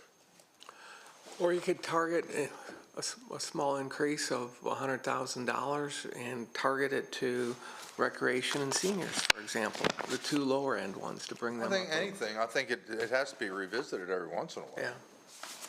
Yeah. I don't know if arts and culture still should be 11.3% or 20%. Well, just a little bit of history here I think is important too, since arts and culture and seniors was mentioned. A couple years ago, 7 years ago maybe, because of our joint charter with the Washington County Museum of Fine Arts and our obligations under the AAA, Area Agency on Aging, we moved those from this pot of money to line item funding within our budget. And I believe that's why those percentages were reduced. So we are still kind of meeting that need, but elsewhere within our budget. So that's why those percentages, just a little bit of history there, that's why those percentages do look a little less, because those were organizations that we were funding through the community funding organization. Now they're line items. Now they're line items because we have an obligation to fund those in a roundabout way. Maybe it is better to try to target a little bit more money than to leave everything alone. I don't know what the answer is. Just seems to me nothing can be forever. Correct. I will say that, like I had stated, the COF committee does have the latitude to move 20% from each service priority area, so it does give them some wiggle room. So for example, if the committee finds that there's a lot of needed applications in recreation, they could take such and such 15% from, let's say, arts and culture and go fund the recreation. They have that discretion. So it's not that these are totally set in stone, there's 20%. So you could take, in theory, you could take $54,000 or so from domestic violence and move it to recreation. Correct, if that's what the COF committee feels. But then to Jeff's point, what if these people were depending on, they already know this, I assume, because we're in open session. So I just want to be a devil's advocate here. And I get it, it sounds like a good plan, but what if they're already depending on that amount, then they get reduced by? We do say that grants shouldn't be dependent, of course, so that. Okay. Well, I'd say revisit it. See what your committee says. I mean, we appointed them. Okay. I would also ask it to see if there's agreement, if we're taking some things back to the committee for their opinion. The criteria, past performance, item 2, only has a maximum number of points of 5. What does that look at? Does it look like their past performance receiving this pot of money, or just in general, how they kind of manage their money? And I would think an organization that's proven themselves to be efficient, that might be, more worthy of tax dollars. They've already proven themselves to handle that appropriately. Correct. The only rationale why that is so low is for organizations that are new. Of course, they don't have a significant past performance with us. We kind of look at what they've done outside of Washington County government money. That's why it's a little lower than the other categories. But if you'd like, I'm absolutely welcome and open to reviewing with the committee. Would you do that, please? I think that's our consensus. Would help. Would you like me to still base it off of the 1.2 million and just update percentages within What's that? their recommendation if they think, maybe ask them for a recommendation? Okay, absolutely. I can do that. Okay. We can table it and bring it back in open session. Everyone good with that? Yes. Okay. Very good, thank you. Next item, employee giving campaign discussion. Chip Rose.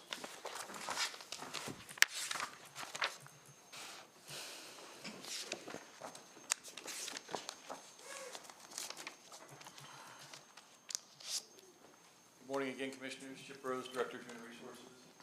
Staff is requesting a motion to approve United Way as a singular partner for the employee giving campaign and to discontinue the relationship with Creating Healthier Communities, CHC.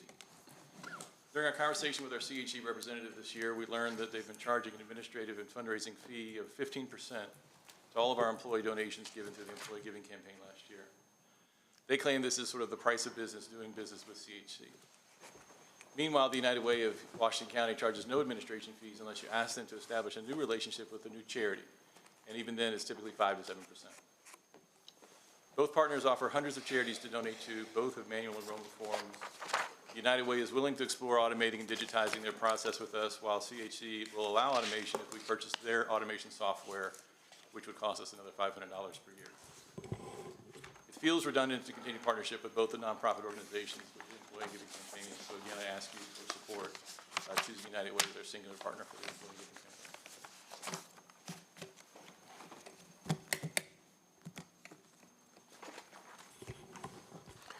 campaign. Yeah, I mean, I'm fine with it. 15% is a lot of money. Yeah. Why are we doing this at all? I apologize, why are we doing this at all? This program gives the employees the opportunity to contribute out of their paycheck to these particular organizations. And we're bringing this forward because one organization charges 15% to those employees that we weren't aware of, and the other organization doesn't charge a percentage. So we want your permission to remove the organization that is charging a percentage and just go with the one that's with United Way who's not charging. My suggestion is that they make the donations themselves, specifically targeting who they want to give it to, whether it's their church, their Little League, Callis, doesn't matter. And that there's more money than actually getting to where it needs to go without a service fee. I mean, United Way makes a heck of a lot of money. It's a for-profit, nonprofit organization. You know, when I look at the salary structure of the corporate leadership there. And I'm not familiar particularly with the funding mechanism and the salary structure of CHC, but I'm not sure that they don't make money at it at that level. Chip, is this totally voluntary for the employees? Absolutely. So they don't have, they're not required to participate. And just to be clear, we're not donating to the United Way. United Way is acting as a sort of a processing house for us. The second page, which I hope you have in your attachment, have literally 100 different donations, charitable donations that they can make to the Red Cross. And they can designate who. They can choose whoever they want the money. I know, I'm familiar with that. United Way does allow you to designate specific from an employee, do they not? So you can, yes, they do. So it's not a general donation. If you want to designate the Boy Scouts, you could do that, and that money. Correct, but they still charge, you said 15% processing fee. No, they United Way does don't. not charge any. United Way United Way is does not. not charging processing. Oh, okay. United Way allows you to target or designate. Correct. Okay, I misunderstood. I apologize So for we that. effectively have two partners that coordinate the employee donations for us, and one of them is charging a 15% administration fee, and one of them is not. And I'm just asking, unless you disagree, to allow us to choose the United Way, which is the one that chooses not to charge us any fee. Okay, I misunderstood. I apologize. Okay. Motion to approve. Consensus? Okay, thank you, Wayne. Wayne, give us the motion. Do we have a second? Okay. We have a motion and a second, correct? All in favor by saying aye? Aye. Opposed, same sign. Thank you. Thank you very much. All right, thank you, Chip. Next item, the Housing Authority of Washington County, Hawk, seeks approval of mortgage on Parkview Knoll property and release of reverter clause on said property's deed.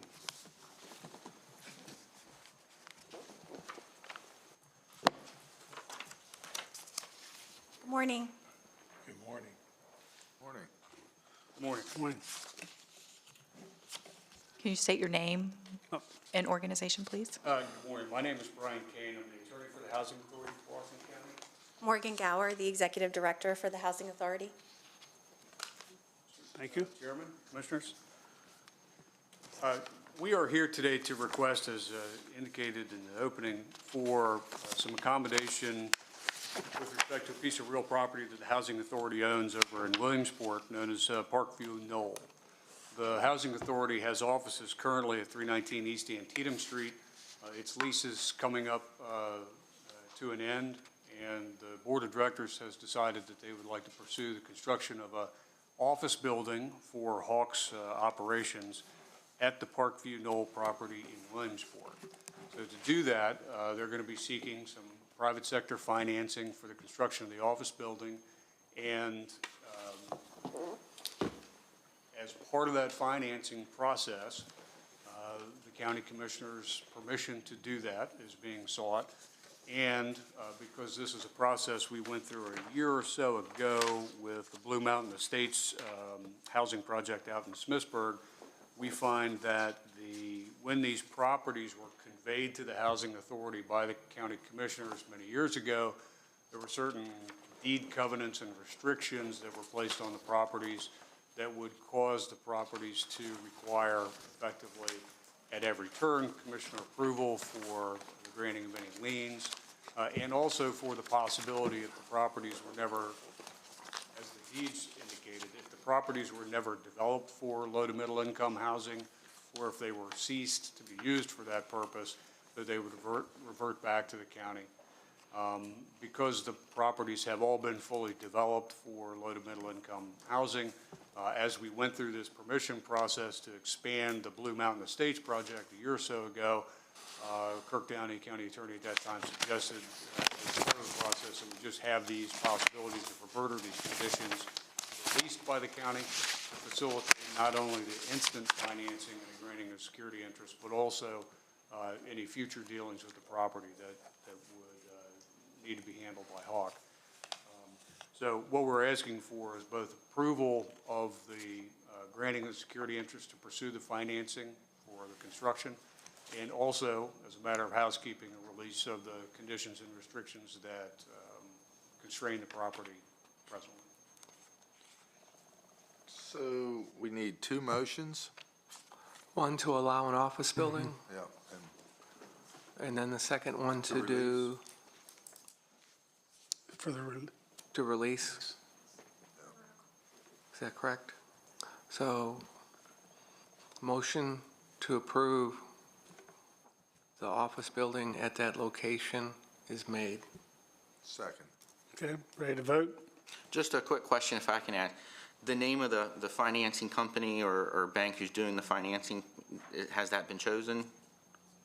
It has not yet. We're still in those stages, but we have received rates from a few financial institutions. Okay. Other questions? I'll abstain just in case there's a potential conflict of interest. Ready to vote? Sorry, Commissioners, to be clear, that first motion made by Commissioner Harvey would, I think we need to expressly just state that they're permitted to, I guess, allow a lien to be placed, or you're allowing a lien to be placed on the property. Okay, I'll also amend to also include Allowing a lien. a lien, a mortgage to be made on the property. Second. Okay, motion and second, ready to vote? All in favor by saying aye? Aye. Aye. Opposed? Abstained? Second Okay. motion Yeah, is the to, second, yes, go ahead. is to waive the restrictions that the county imposed, limiting it to just low-income housing so that you can build an office building there. Is that correct?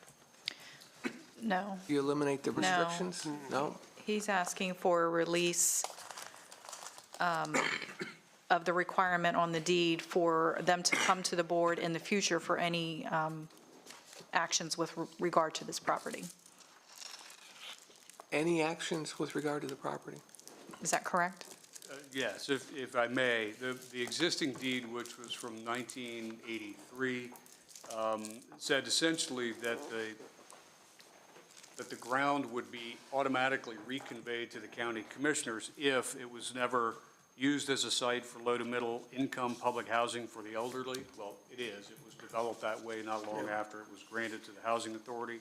So it's been effectively fully developed, but for the space that Hawk would like to use to place its office building on. There were also restrictions, and forgive me from reading from the deed, but it says if Hawk were to transfer or attempt to transfer the property by deed, mortgage, or otherwise without first having obtained the prior written approval of the commissioners, then it would revert back. If any action were to be taken against Hawk for foreclosure of a lien or to have Hawk declared insolvent or anything else, it would result in a reverter automatically to the county. So theoretically, if you built an office building and it had a value, and then you decided at some future point in time you do not want to occupy that office building, and you decided to sell it, by removing those conveyance restrictions and things, you could sell it for profit and not have to deal with us again for that property, right? Yes. Conceptually, yes. Conceptually. And is that, Assuming it could be subdivided successfully from the Right. housing I'm project. just wondering, is that something we want to do? I'm not sure.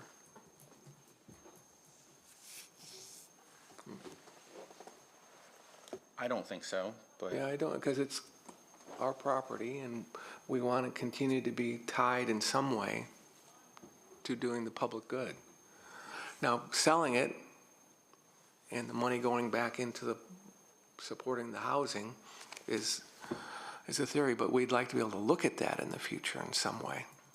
This also protects the board should Hawk ever become insolvent, not that that would happen. The property, if you remove this reverter clause, it will no longer revert back to the county. So can we wind up, look at language that would mitigate our concerns and take a look at that part of it again? Does that interfere with your ability to go forward for a mortgage right now?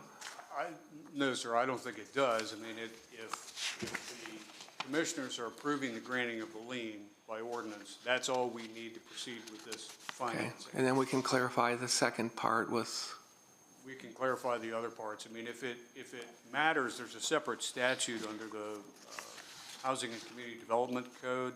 There is a provision that requires Hawk to come back before the county commissioners to get statutorily required approval for any housing project. So practically speaking, and again, this is, haven't had these conversations in as great a detail with Mr. Kiefer as I did with Mr. Downey, but I mean, effectively, regardless of these deed restrictions, there is this statutory requirement that projects come before the commissioners for approval. I think we need more study on that part of it, though, so.